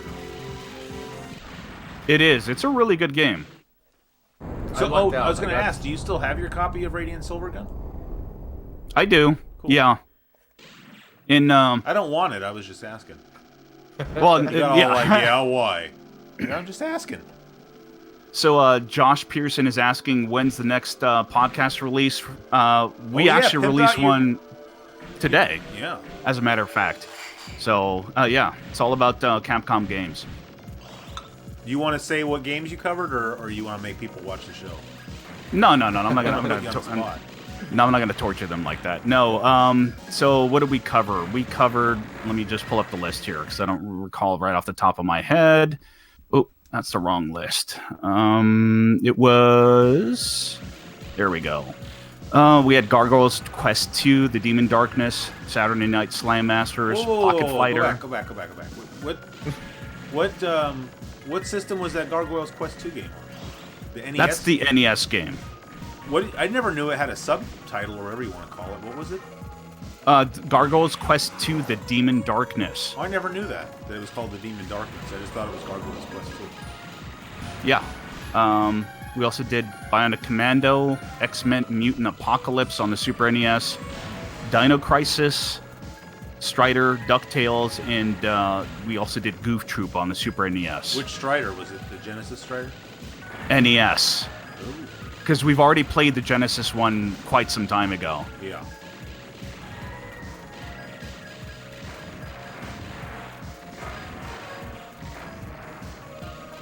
Let's see, what else can we do a little show and tell with? So this was while he's looking through. This was actually the first game I ever picked up for my Saturn when I got back into collecting. Oh yeah. So I had one growing up, being a child and a kid that didn't know any better. The rule in the house was if I wanted the next system, me and my brother had to get rid of the one we currently had. So obviously, hindsight is 20/20. Had I known any of this stuff would have been worth anything, I would have kept everything. Did you have this game when you were a kid too? No, I never did. I played it here. What made you decide to get this as your first game then? So, I remember playing it. I think, Alex, you either told me about it or I played it here. I think you just came over and played it. Yeah, that may have been it. And, I had just gotten a Saturn, and I was like, okay, what's the first game I'm getting? And I found this on, I think, eBay for $20, and it was the domestic version as well. So looking back, I definitely got a good deal. This was probably maybe 5 years ago. You so I don't know talked if the about price... this game on your show, didn't you? We did, yeah. Yeah, we've covered it before on our show, yeah. Is this one I picked? This had to have been one I picked. Yeah, you picked it, yeah. But I love this game, though. It's just everything about it. I love how the bosses fall apart in pieces, but... Yeah, and just look at the scaling and just the animation. It's a really good-looking game. And it's like, that's about as far as I can get to, Chris. So. It's tough, too. Until you figure out the patterns, it's one of those where they throw a lot at you at once. I'm not normally very good at crazy, chaotic shmups, so... Yeah, I like it. I'm not too into the bullet hell style of game, and that's not what this is. And it's one of the reasons why I like it. All right. Michael Offgrid's asking, whatever happened to those Retrobit Sega controllers that were revealed earlier this year? I don't know. I haven't seen anything about it, but in the meantime, 8-Bit Do put up pre-orders for their Genesis Bluetooth controllers. I'm hoping that 8-Bit Do does a Sega Saturn one because the quality of their controllers, in my opinion, is top notch. Yeah, that looks pretty sweet. Yeah, but I'm definitely interested in those Retrobit ones, but I don't know until we kind of see. I definitely have confidence in 8-Bit Do, but I don't know until. But I don't know what's going to happen with that. Shane says it's 2.4 gigahertz, not Bluetooth. Right. That's probably better. Shane, are you talking about those are the Retrobit ones, because of the 8-Bit Do ones, I believe those are all Bluetooth. Yes, 66% of Retro Game Squad is here. John could not join us because he lives quite a bit further away. All right, so... Well, go ahead. I was gonna say, to be fair, I wasn't even supposed to be on the episode tonight. Chris and Alex were just nice enough to let me walk down the street and join. So you were what I would call a pleasant surprise. Ooh, I like that. Yeah. All right, so I just got the next game going. So I'm gonna warn everybody, I don't have any experience really with this game. I don't even know where I got it. So I'm not gonna be putting on a clinic or anything, but we'll check it out. This was Alex suggested this one, so. he takes full responsibility. And that is this game, which is Vampire Hunter Darkstalkers Revenge. Is that, or is it Darkstalkers Revenge Vampire Hunter? It's Vampire Hunter Darkstalkers Revenge. Okay, good. So this is yeah, it's the second game in the Darkstalkers series. North American version is known as Night Warriors Darkstalkers Revenge. Hey, on the cover? Is that Donovan? That is Donovan. Yep. See, I'm always Donovan in Super Puzzle Fighter 2 Turbo, so that's how I recognize Donovan. Right. There you go. Ooh. Do you want to go get the domestic one off the shelf? Sure. Do you mind? So yeah, you this can tell was who wears released. the pants over at Retro Game Squad. Jesus. I asked nice. I'm joking. Wow, the graphics on this intro look awesome. Oh yeah, and this is the first Capcom 2D fighting game I got for the Saturn, and just look at the animations, just ridiculous. This game doesn't require a run off a 4 meg RAM cart, and it is amazing. So here's a look at the domestic packaging. I'll see if I can center this quite right. Look at that. Thank you, Jeff. Yep. So Donovan's still on there though. Oh yeah. So Yeah. he's either poster boy for. You see the poster boy of. Well, he was one of the characters that was added to this game. So the arcade version was released in 1995. It was running off Capcom CPS2 hardware. The Saturn version came out in 96. Loose copy goes for about like 15 to 20 bucks. Complete in box, you're looking at about 40 bucks. And this game's also included in the Darkstalkers Resurrection on the Xbox 360 and the PS3. And man, this game is awesome. It's got so much personality. And if you're not familiar with Darkstalkers, just picture Street Fighter with classic horror movie stereotypes. So you've got your mummy character, your zombie character, your werewolf character. That sounds good. So just real quick, Ice-T asks me what's the most rare Saturn game that I own. I'd have to go look, but I don't think I really have any Saturn games that are particularly rare, to be honest. Maybe the game we're going to play last is a little bit harder to come by, but I don't feel like it really is. So I don't, I didn't buy any,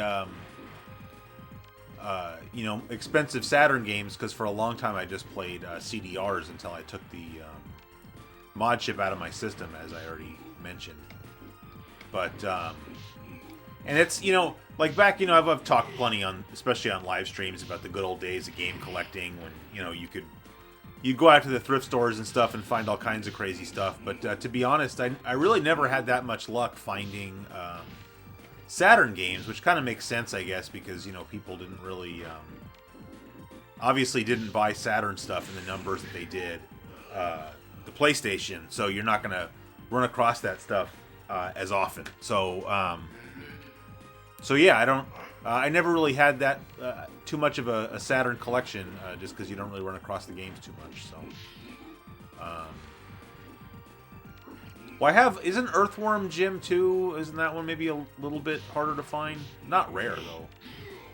I don't think it's rare. Maybe I'm thinking of something. I would say it's uncommon, but Yeah. probably not rare. Yeah. No, definitely not rare. But yeah, I don't know. Like I said, my Saturn library is really not. It's definitely quality over quantity, and there's not a whole lot going on there rarity-wise. I have. I don't know. There's nothing wrong with that, though. Maybe 20 games. I don't know. Like I have Daytona. I have Daytona Circuit Championship Edition or whatever. Both of those are the Japanese copies. I have Race Driving, which is awful. It came as part of that bundle that I got, but it's terrible. I have the U.S. version of X-Men: Children of the Atom. That one's pretty cool. That is pretty cool. That's like pseudo long loading times, but yeah, it's pretty good. Yeah. Oh, I have NBA Jam Tournament Edition. I don't know how that compares to the PlayStation version. If I remember I have the On Fire edition, and I don't know why I have that case. I don't know if I have that game. I might have that game. I'm not entirely sure.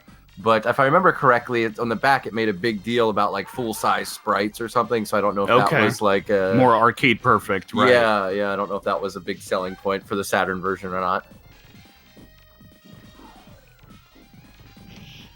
Sorry, Eric's no Die Hard Arcade yet or today. That is a great one. We've covered that on the podcast too. That is so cheesy, but in the best way possible. That's a cool game, but I don't think I have it. Yeah, it's a really good game. I love the artwork of this vintage of Capcom's 2D fighting games. This game, the Vampire Savior, which is the third game in the series, that one requires the 4-meg RAM cart. You look at the Street Fighter Alpha series, the Versus games, they all have just tremendous artwork and animation.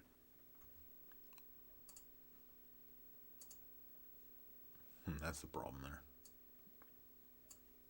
That's crazy. I'm just kind of watching Felicia, just like her tail, just the way that it like whips around and stuff. That's crazy looking. Even if you just do like a neutral crouch, just crouch, the characters are still animated. It's really, really good. So Nikolai is saying the cost is the big problem with Saturn collecting. I wish I would have bought more cheaply when I got Panzer Dragoon Saga for $100 back in 2003 or so. And that is very true. Saturn collecting in today's day and age is insane. I have a pretty extensive Saturn collection, but I bought. I'm sorry. Well, because you had the system back then. There you go. Right, because I bought. I'd say probably 80% of my collection I bought as the games were coming out when the system was current, both the imports and the domestic. So it'd be a hard pill to swallow, to pay, $300 or $100 for Street Fighter 03.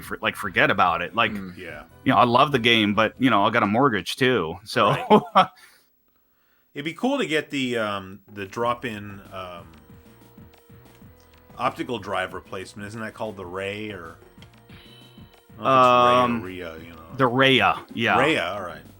Yeah, RHEA. Yeah, it'd be cool to get one of those. I'm gonna try a different character here. But that's there's the a same waiting guy that list makes to get on them. The one for the Dreamcast, right? I think you're right. I think it is the same team or the same person that does them. That guy's kind of a weird guy, and he has a really bad business model. So it's really hard. You have to get on an email waiting list, and then when the run comes through, then you may or may not get on the actual list. I don't, I've looked into it in the past, but it was quite a bit of trouble to get onto it. Yeah. Yeah, BitBarn saying it is the same person doing both.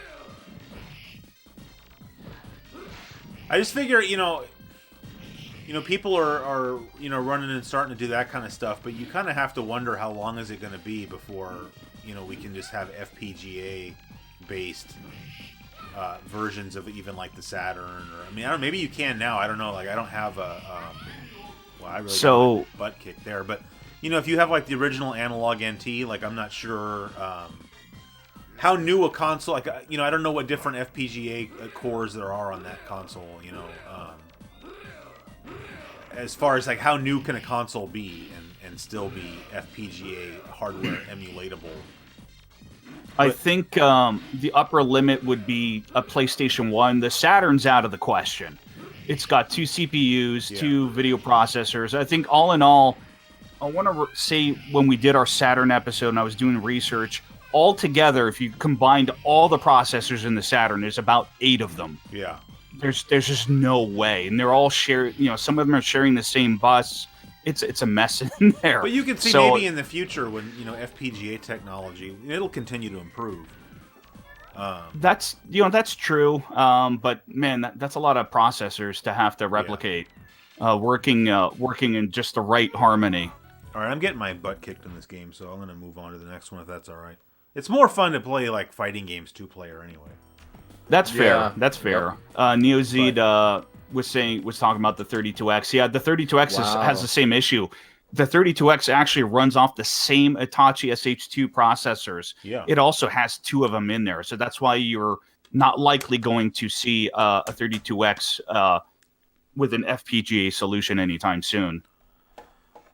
All right, so this is our last game of the night, and so it's another shooter. So that's why, like I said, I didn't want to play them back to back. This is an American game, so I'm gonna have to flip the switch in the back of the console. Although, I'll just go ahead and load it up without, and then you guys see what happens when you try to put in a disc from the wrong region.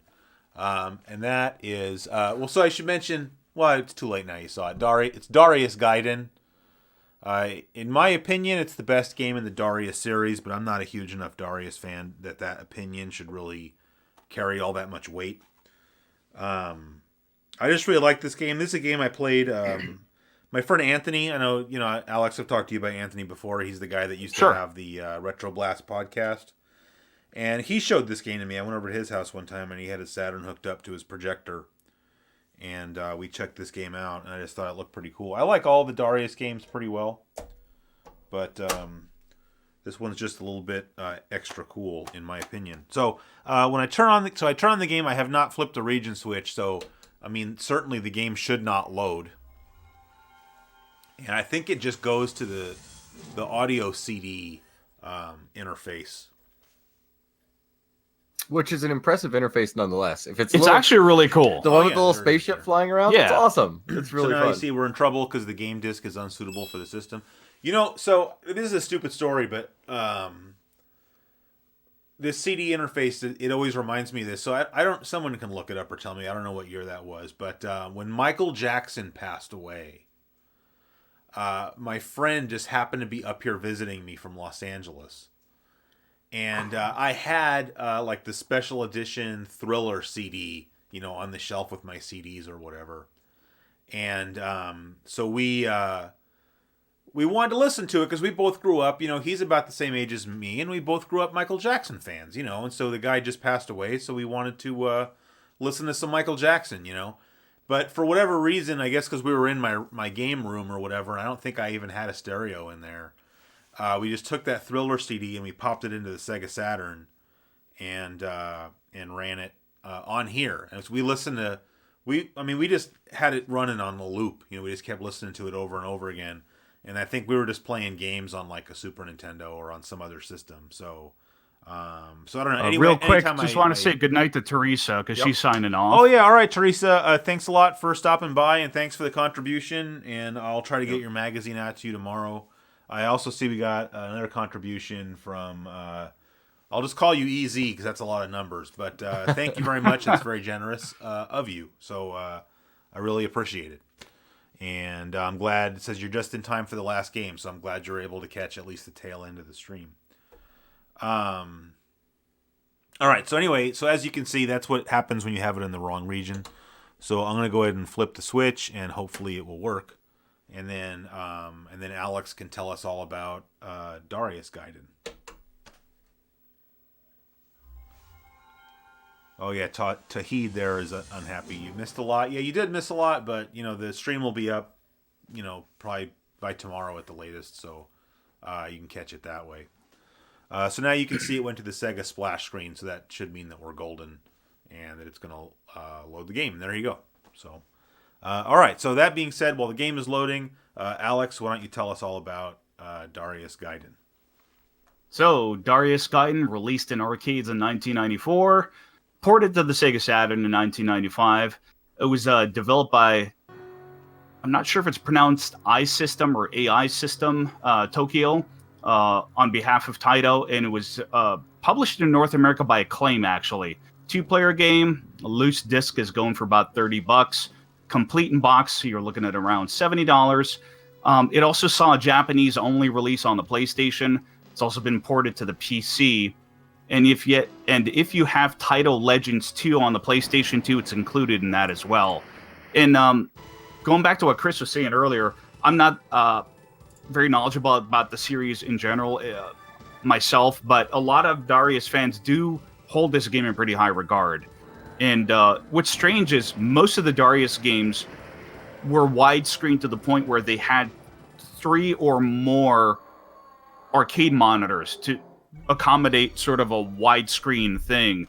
Yeah, I showed that, not to interrupt you there, but I did that video just about a year ago that was like the Super Nintendo in 1991, and so one of the games I talked about was Darius Twin, and so I gave a very brief history of the Darius series, and I actually showed a picture of that. It was like I think the original Darius used 3 CRTs, And what was interesting, maybe you don't know this, Yeah. but two of the one CRT.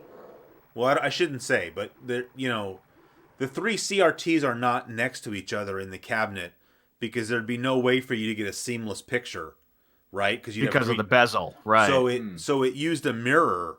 So one of the CRTs was actually like kind of right in front of you, facing the other way, and they used a mirror, and that way they were able to give it a much smoother picture, which I thought was pretty cool. All right, so I'm going to start a game. One thing I forgot, Alex, I was going to bring it down here. I have Capcom Generations Volume 2. I believe it's Volume 2 for the Saturn, which is Ghosts and Goblins, Ghouls and Ghosts, and Super Ghouls and Ghosts. And I wanted to fire that one up, and we could play that game, and we could talk about our mutual love of the knife, which is, of course, the best weapon in the game. But I forgot to bring it down here, so we're not going to play that. No worries. We'll have to save that debate for another day. I launched my super weapon by accident. So hopefully the game audio sounds okay for this game. Like, this game has really cool music and great sound effects, and so I want to make sure that everybody can hear them. So if it's a little bit quiet, somebody can certainly feel free to let me know. I just died. So, Jeff, we're going to be playing this for our next podcast. Okay, I was going to say, it looks... I don't think we've played this yet, but man, I'm enamored with like layering, it's just the backgrounds. I love how like the explosions almost have a 3D look to them, like a digitized, but everything else still looks 2D. The super bomb is a black hole. That is amazing. That's awesome. I kept hitting that button by accident, unfortunately. I haven't played this game in quite some time, so as is the case with many shooters, with this game, a little bit of memorization goes a long way, but I don't have that advantage today, unfortunately. Look, there's a fish, mechanical fish wearing a hat. And that's the other thing. Find another video game that has you fighting Robo-Fish and like Robo-Cod. I mean, there is a Robo-Cod game actually, but this is just a crazy concept, but it works somehow. And I'm just looking at here, Ryan. I'm sorry you had a crap day, but if we can cheer you up in some way, that's awesome, man. Which Thank Ryan you for joining us. Day? Oh wow. Well, yeah, I'm sorry to hear that too. Let us know what we can do to cheer you up a little bit. And look at that background. Look at those red clouds. Creative. You're killing me. He's a creative assassin. Yeah. Bringing up the Oh, no, I'm sorry. Eric's actually looks like... Is Darius Rucker, is that the guy from Hootie and the Blowfish? Yeah. Yeah. Okay. Yeah, he's a country guy now. He's actually I know. good. He's he not is bad. pretty good, man. Not bad. Yeah, Not I bad. mentioned him in that episode, that Super Nintendo in 1991 episode. I was pretty proud of how I wrote the intro to that. The graphics in this game are really impressive, to be honest with you. Sorry to cut you off there, Chris. We're just like... I just That's can't get over like all the pieces falling off and like... Yeah, scales are falling off. I'm stoked to play this for a show, the way man. that the fish comes around, I love that 3D it tries. That's so awesome. We're gonna have to play this 2-player, so you better get your act together, man. Yeah, you just have to carry. You gotta it. wait and see what happens when I kill the boss. Oh, that's so dude! cool Its scales looking. are flying into the black hole. That's awesome. That's amazing. The dolphins make you cry. Oh, there you go! Look! He turns into fish steaks.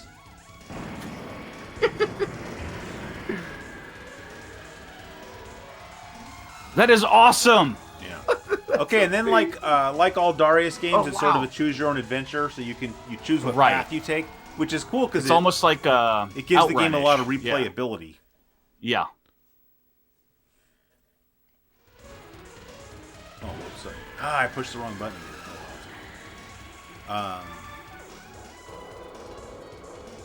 Thank you, Ryan. I'm not sure if obviously you're talking about Chris's work being the good stuff and the loving of things. No, I'm just kidding. But thank you very much. Much appreciated. He's sending much love, Chris. He said this channel is so great. So It is great. it is. And it's Great work. I'm grateful that Chris and I started sort of interacting on Twitter. Hey, speaking of that, Do you remember how or why? Yes, I do, and it's all it's all your fault, Jeff. Yeah, so I said Rolando of Blood wrong. Yes.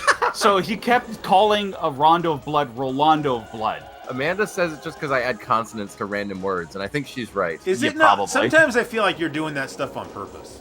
No, no, that's Jeff au natural. That is how Jeff rolls. You mean, you should see the stuff that comes out of his mouth when we're just hanging out. Like, holy crap! That sounds bad. Okay, whoa now. But I'm just saying, you say the most bizarre things. Not necessarily vulgar, just off the wall stuff. But... Well, like the one time I couldn't think of what electric power lines were called, and for the life of me, I could not think of it, so I just said electric rope. So I'm not doing too well here, but yeah. So it was. I mean, it doesn't matter which episode of yours it was where he said Rolando of Blood, and then I tweeted at you and said something about it, and then. But I don't remember if you replied to the tweet or not. But then I remember that in the next episode, he either said that again or he said something else. No, he said it again, and that time, like, there's only so much I can do in post, man. Like, so I think I have to correct you, like, on the air. But then yeah, you didn't mention me by name, but you said, "Hey, somebody called you out on Twitter." Yes, and it made me laugh because I was riding my bike home, on my commute.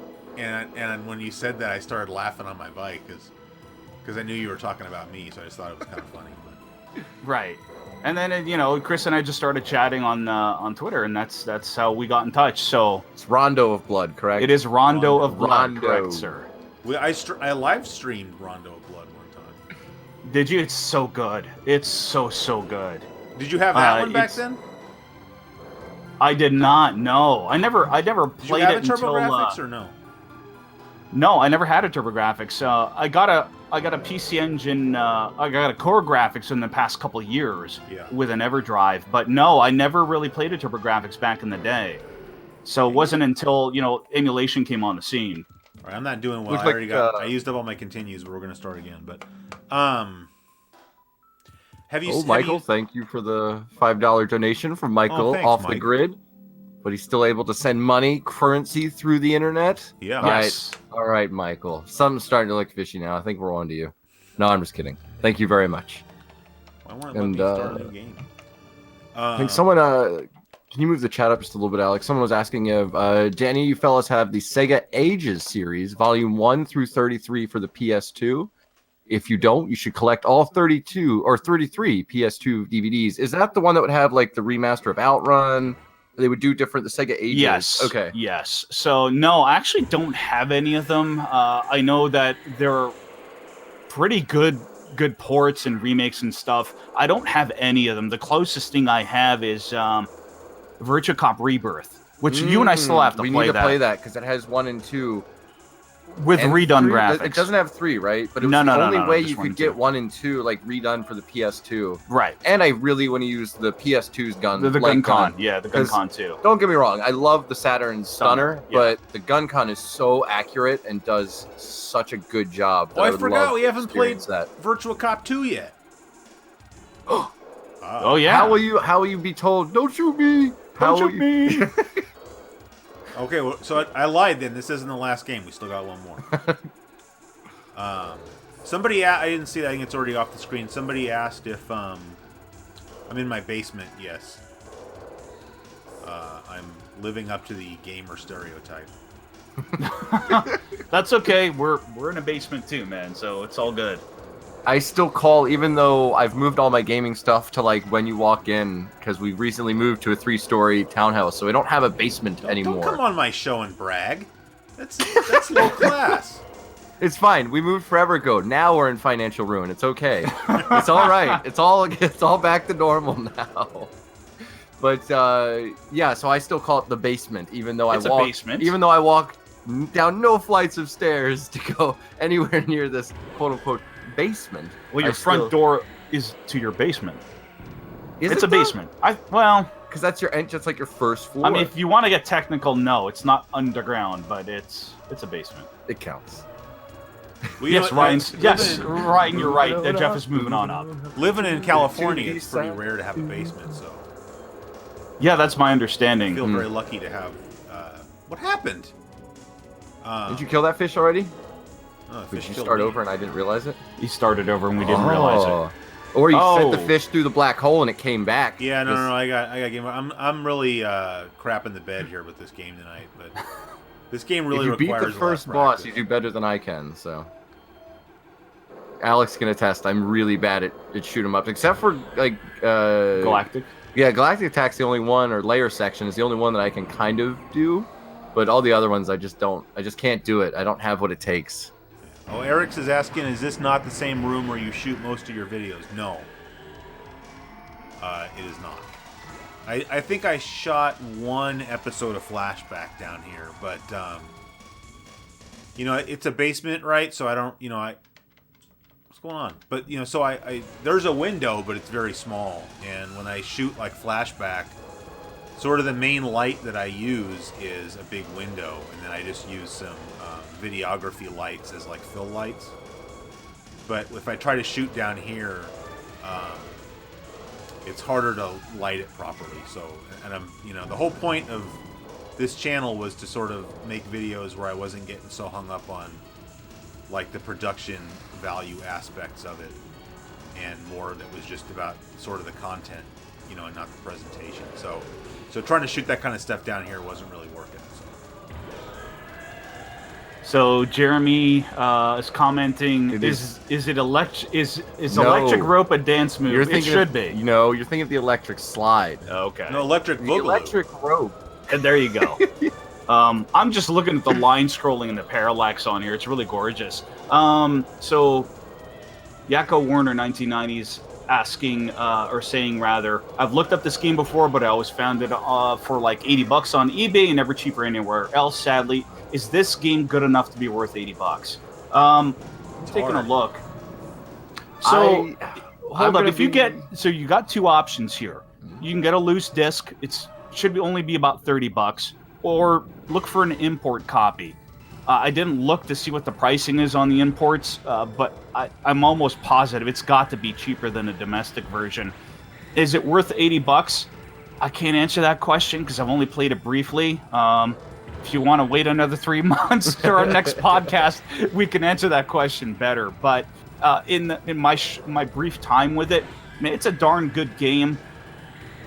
But is it worth $80? I mean, that's a little bit of a subjective. That's a big question. ask. $80. Like, to me, It there's is. not a Yeah. whole lot of games out there that I would pay that kind of money for. I don't know. I Well, mean, even Like, I don't know guess, what I think bought of- this game for, but I can tell you matter of factly it wasn't no $80. Like, I think I've had this right. game I for mean, kind of a my while. advice would be look into an import version. If you have a Pro Action Replay or some other means of playing import games, try going that route because, like I said earlier in the stream, is that for the vast majority of games, the import version is going to be way cheaper than a domestic copy. A couple questions. People they want to know: has there been a Sega CD live stream yet, Chris? No, but there should be. Yeah. So you've got two people that are seconding that question already. So sounds like it might be something you want to put on the list. I mean, I don't have a huge collection of Sega CD games, but I got some good stuff. So yeah, we could definitely do that. Is this guy gonna die or what? Nikolai and Ilziski are both bringing up good points. Nikolai saying the import version somewhere between $30 and $50, and Ilziski is also saying, like I mentioned earlier, if you get Taito Legends 2 for the PlayStation 2, this game is included in that. So And you may want to look Was that released that up. domestically? Yes, it was. And that's probably a lot cheaper. But only the PlayStation 2 version. It's not on the Xbox version for whatever reason. Yes, Morpheus, I agree. Chris should stream Night Trap. Yeah, I'm not gonna. I'm probably not gonna stream it. I'll fight for you guys. I believe in a Night Trap that we can watch Chris play. I believe there's a world where that exists. Don't worry. I totally would, but I don't have a copy of Night Trap. Darn it. That's fine. Nikolai brought up a good point. You do have NHL 94 for the Sega CD, which is quite possibly my favorite version, because of you, Chris, my favorite version of NHL 94. Oh, that's right. I think that was the video that I had just finished when I was on your show. That was a great video, by the way. It's still one of my favorites. That was a really good video. And I think it's mostly because I'm a huge hockey guy, so definitely spoke to me. Speaking of that, I actually have an extra copy of that game I need to do a giveaway for. And that was sent to me by a viewer. Nice. Who just mistakenly thought that I needed the game and sent it to me very generously, but I already have a copy, so maybe I'll wait when we do like a Sega CD live stream. We'll give that one. Dude, I don't want to be a guest because I want to have the ability for the drawing, so I'm just gonna watch then. That's cool. No, I'm just kidding. I think I burnt it to a CD, which I do not condone. You know, that game is very cheap. Is it? I should probably get a Sega CD so I could play it. Oh, there you go. Well, are you getting a Mega SG or just Alex? I have not gotten any of the what are they called? Stuff, The analog. I have. It's got the You can connect the Sega CG. Hold on. Wow. You can connect. It's getting late. You can connect the Sega CD to the Mega SG. So I've got a Model 2. Because Corey ordered a Model 2 just specifically for that.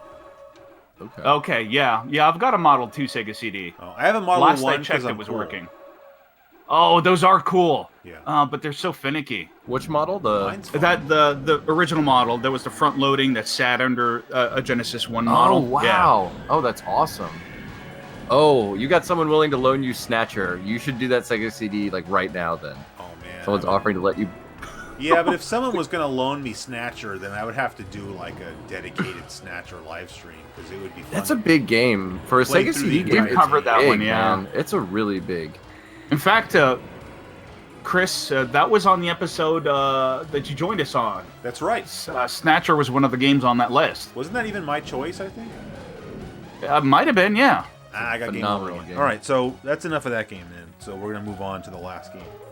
Real quick, Michael Off-Grid asking you, Alex, what are your favorite Sega games of all times, like top 3 or so? That's a tough one. Michael, are you asking about Sega-made games or games for the Saturn, or what are we working here? The parameters. I'm good. Well, while he's answering your question there, I'll just go ahead and show the next game we're playing, and then I'll also show the controller that we're using. Sega period. And actually, Chris, if excuse me, if that's the if it's the game I think it is, and it's the controller I think it is, I'm curious. I think I had the same exact light gun growing up.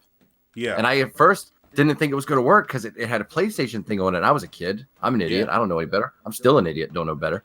And thought it was pretty cool though, man. I'll let you. You actually have the device. I don't know why I'm trying to describe it with my hand.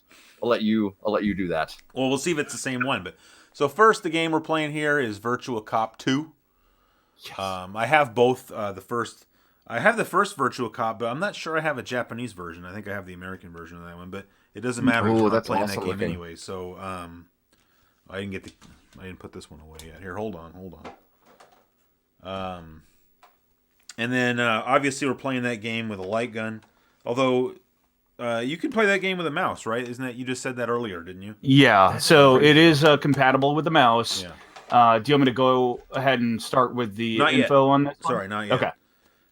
To be fair, I'm normally not a mouse fan when it comes to light gun games, but we played Confidential Mission on the Dreamcast. It's so good with the mouse. And I don't know if it's just the Dreamcast mouse, but I highly recommend it. Very good. It was a fun experience, and the mouse was not bad. But then again, I guess they also had a web browser on that. Yeah, so there's a web browser on the Saturn too. Yeah. But I guess they had to kind of really plan for it being used as a web browser with that mouse, so... Somebody says, I would sit through a full-on Snatcher playthrough. You could do it episodically. How long is Snatcher? I don't know. I got pretty far through it, but I didn't beat it. Could you not? You don't think you could beat that game in a single sitting? I wouldn't think so. I mean, if you had an FAQ in front of you, you're probably you can probably, if you knew exactly what to do and had an FAQ in front of you. Yeah. Like maybe 2-3 hours. I don't know. All right, to be honest with you. Do that in a couple. That'd be cool. So yeah, we'll see, because that would be cool. I might have a burned copy of Snatcher, because you can use burned games on a Sega CD without a mod without chip, any so issue, right? I actually might have a burn of that, so I don't. Only reason I say that is I don't really want somebody sending me such an expensive game, and what if something happens to it in the mail or whatever. Sure. Right.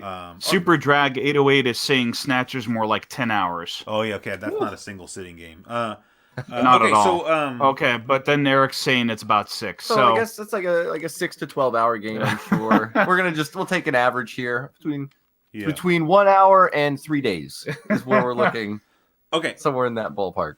So that's totally my gun. I got the game is already in here. So the gun is this Nyko Super Cobra. Dude, oh yeah, there you go. And what's cool about this gun is that it has this dual plug on it, so that you can use it with both a PlayStation and a Saturn. That's pretty cool. Saturn and PlayStation. I got worried. I thought we wouldn't be able to use it because it does have the little composite thing hanging off of it, like a gun con would. But I tested it before I started the stream, and I'm able to use it just fine in RGB. So I guess we're cool. It still has the price tag that's on only it. for the PlayStation. I found this at a thrift store for $3.99. So whoa, that's a good deal. That is a steal. I had to pay $20 for just like a regular stunner, so I'd prefer the I tell you, it's sticker's still on it, dude. Fresh. Yeah, I don't know. Usually I would always take the sticker off. I don't know why I left this one on, but whatever. That's awesome. Yeah.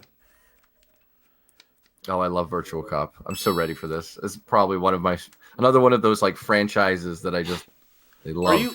Oh shit! I forgot to change the region here. Are you finally saying Virtua now? Or are you not saying virtual anymore? Or Virtual.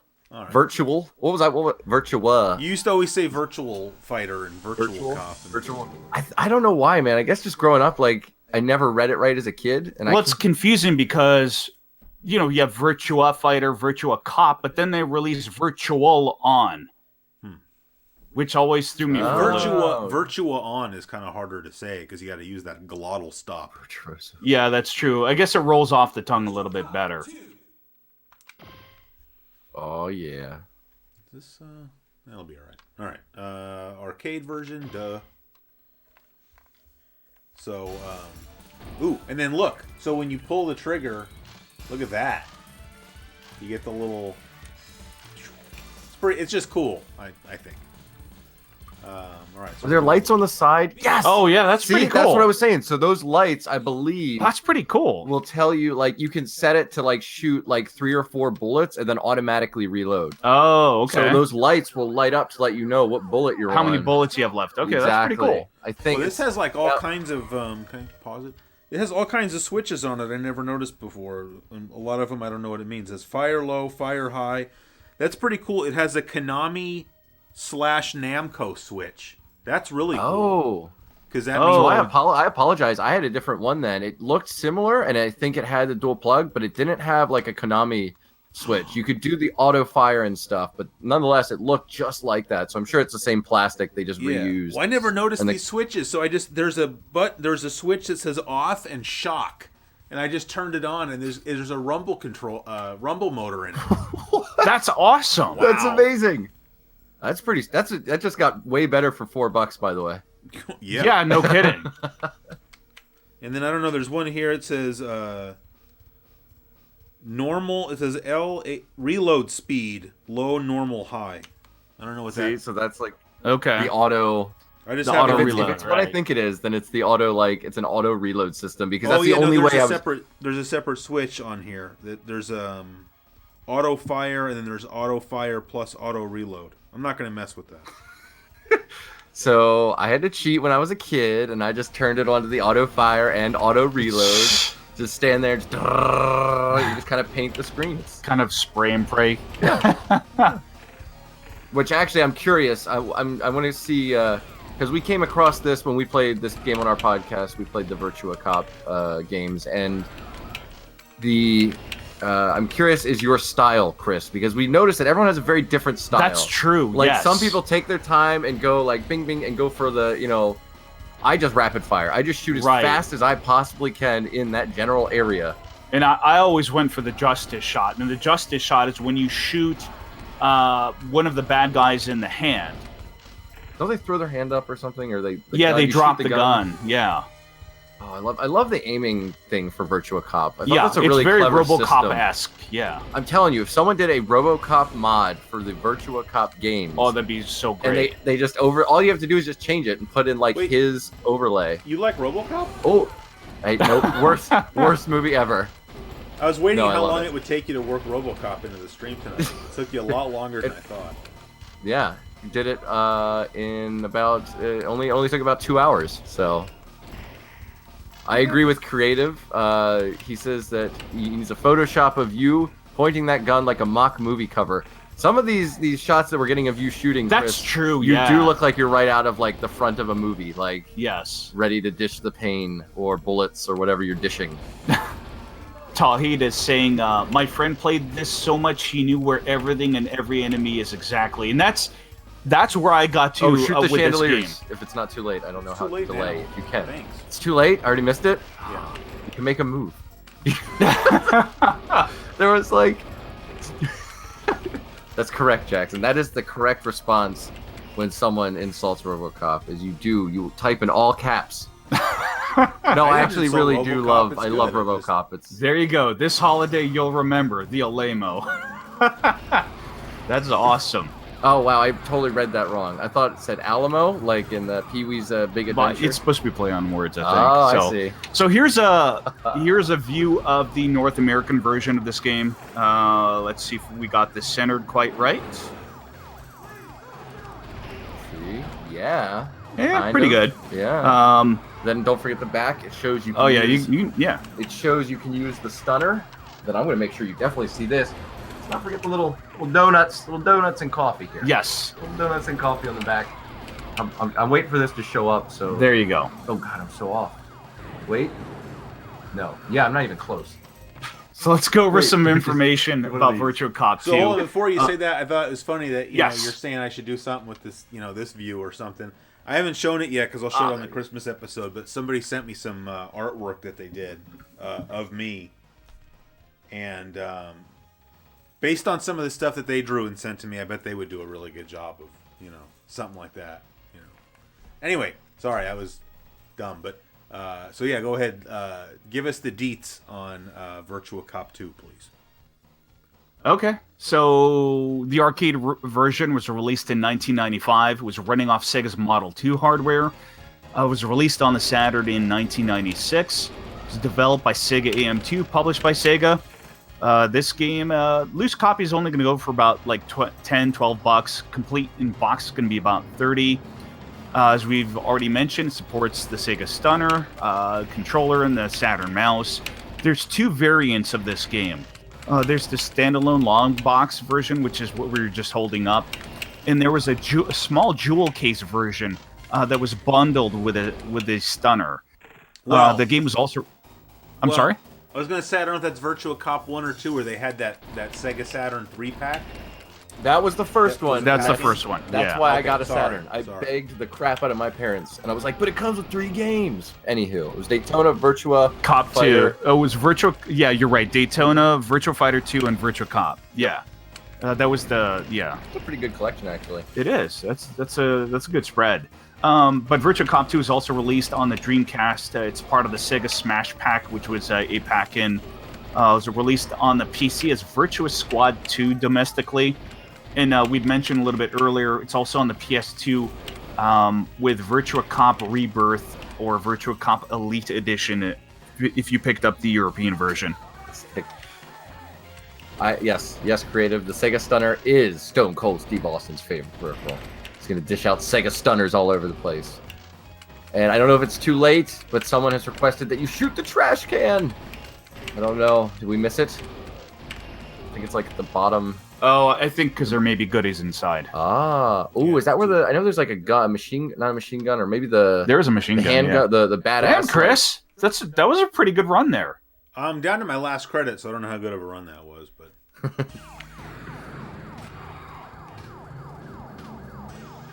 He says Jeremy Bauer says your fact checks are making me feel old. You and me both, man. I'm in the 40s here. You're I'm even older than old. me, I think, aren't you? Or maybe not. I think I got you beat by a year or so. I just started this whole 30s thing, so I got time. You're a youngin'. I got time. Yes, Todd saying there's a Magnum in the trash can, because that's and- where everybody keeps their Magnum handguns, is in their trash can. Of course. And not It's to video mention, game logic, so it works. that is my favorite gun in Virtua Cop, is the Magnum. It's very satisfying. Like, there's something about that thunk when you shoot it. Oh, yeah. So, Jackson Braxton, no, Time Crisis was pretty much a PlayStation exclusive. It did not come out on the Saturn. Okay, Jeremy's 37. Okay.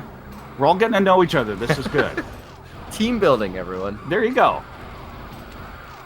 You guys ever think about doing live streams? John has actually started. Oh, by the way, Chris, you can shoot out the wheels of the car there it and is. they'll flip over. Oh, or you just... Oh, what? Then you just got run over. That was That's amazing. awesome. This young in his teeth.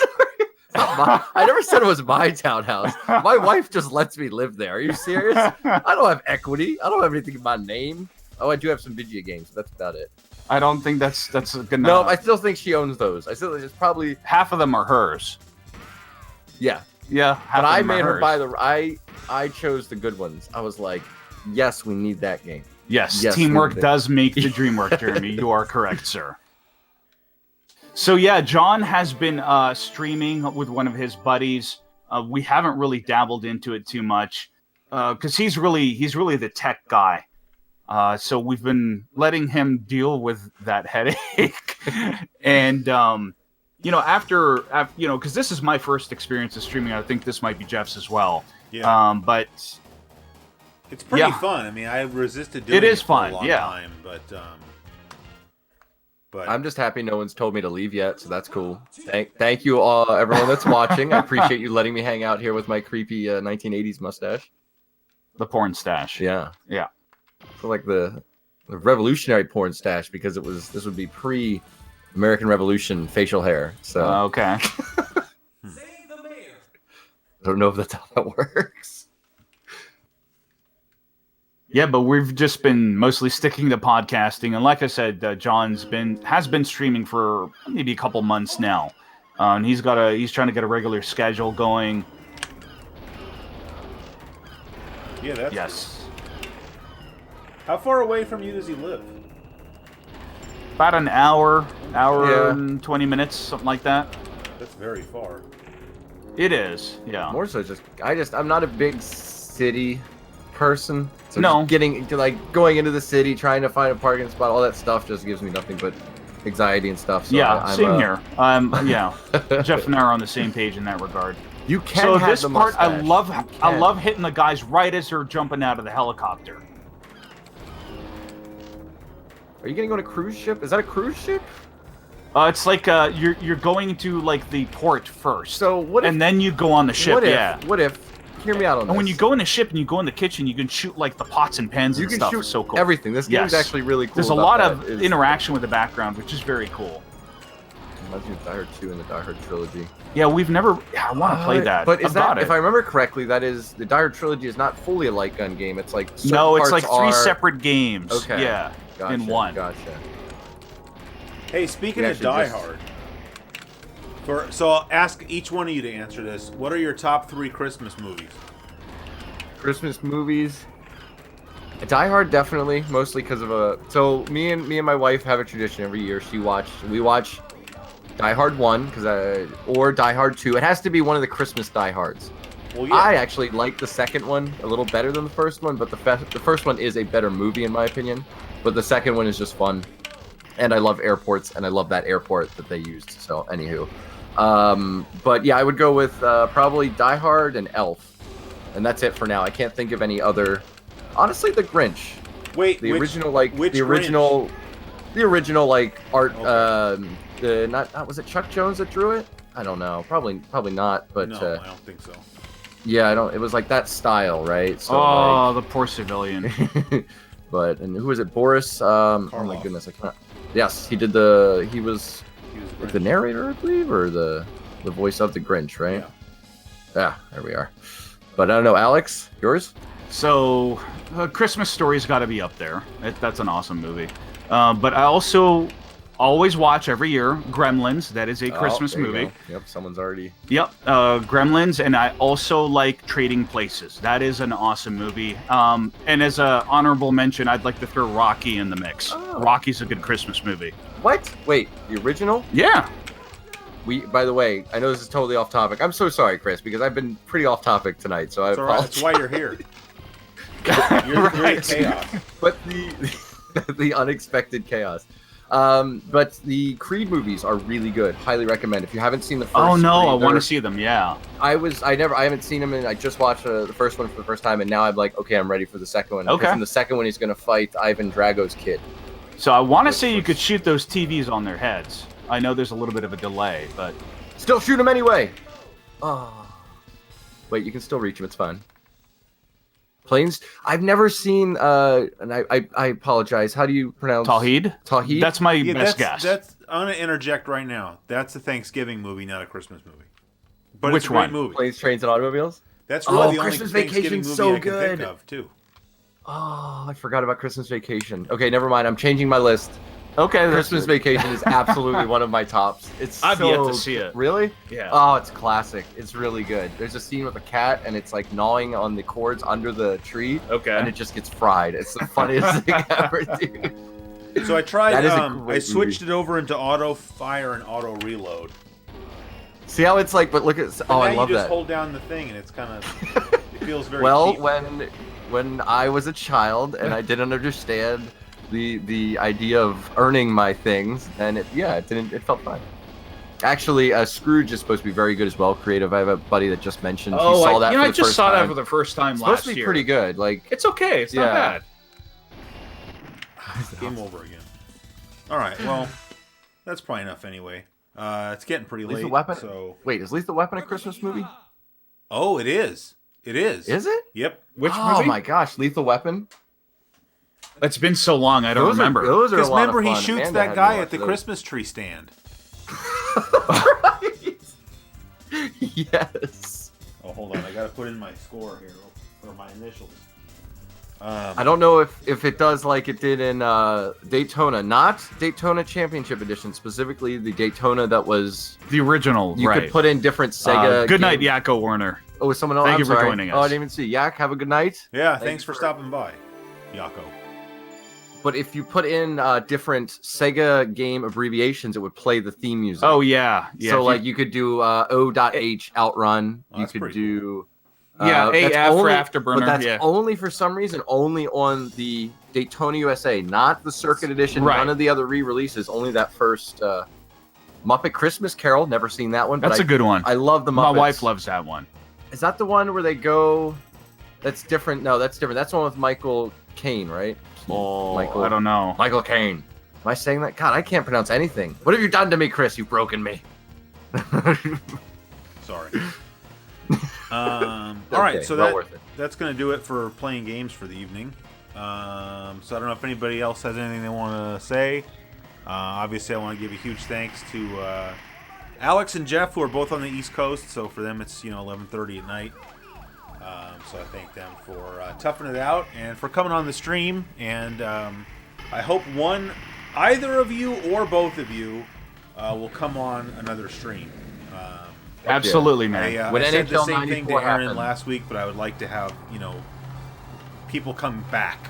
So I think we all. Oh, had a good time, so. I'm definitely interested. Yeah. So thank you very much for having us on. By the way, this is actually a lot of fun. Oh, thank it's you cool. for I got to figure out a better accommodating my, overlay though to have when I have a Well, you were to be fair. Like I think I was like a couple days ago of like, hey, do you mind if I? And then Alex was like, well, let me look into that for you. Yeah. So this was totally last minute. So thank you so much for even letting me be a part of this. No, and, I think it's awesome. letting me come on last minute. So Yeah, no, it's a great. pleasure working with you and Alex. It's always a pleasure. And you talk about being a fan of us, man. I'm still a huge I'm always gonna get tinglies when I get to be a part of your shows because I love your stuff, Chris. You do such a great job. Oh yeah, man. for sure. Your launch videos are just You do awesome work. super high quality. Really, really appreciate those. Those are awesome, man. Thank you, everyone in the stream. Real quick, everyone's saying good job and wishing each other a good night. And Yeah. just want to say thank you, everyone, for real, for listening to me and putting up with me. I appreciate And it. once again, anybody that wasn't at the beginning, go check out the Retro Game Squad podcast. Please. Yep. Yeah. You can Thank find you very us much. usual places. And I want to thank everybody in the chat. Everybody's been very cool. Yeah. It's been awesome. This has been a really good time. That's Yeah, we have awesome. cool people that hang out in the chat. We don't really get trolls around here too much, and we have the That's same awesome. guys every week, so it's really cool. All right, well, so then with that, I think we're all going to say goodnight, and thank you very much, everybody, for hanging out. Real quick, remember, next Tuesday night is Christmas, so there won't be a live stream, but I'm going to try to do one on Sunday. I want to do a special Christmas live stream, but I haven't settled for sure on a date yet. But I'm thinking probably Sunday, maybe in the afternoon before the My Life in Gaming live stream. Although I'll see if they're planning on live streaming that night. Maybe they're not going to. So, but anyway, just keep your eyes and ears peeled on Twitter, Facebook, or wherever, or just keep an eye on your subscription feed, and you'll see the scheduled stream pop up. So everybody have a good night, and for anybody that doesn't make it for the next one, have a good Christmas, and I'll see you guys again soon. Season's greetings, everybody. Have a good night. Safe holidays, everybody.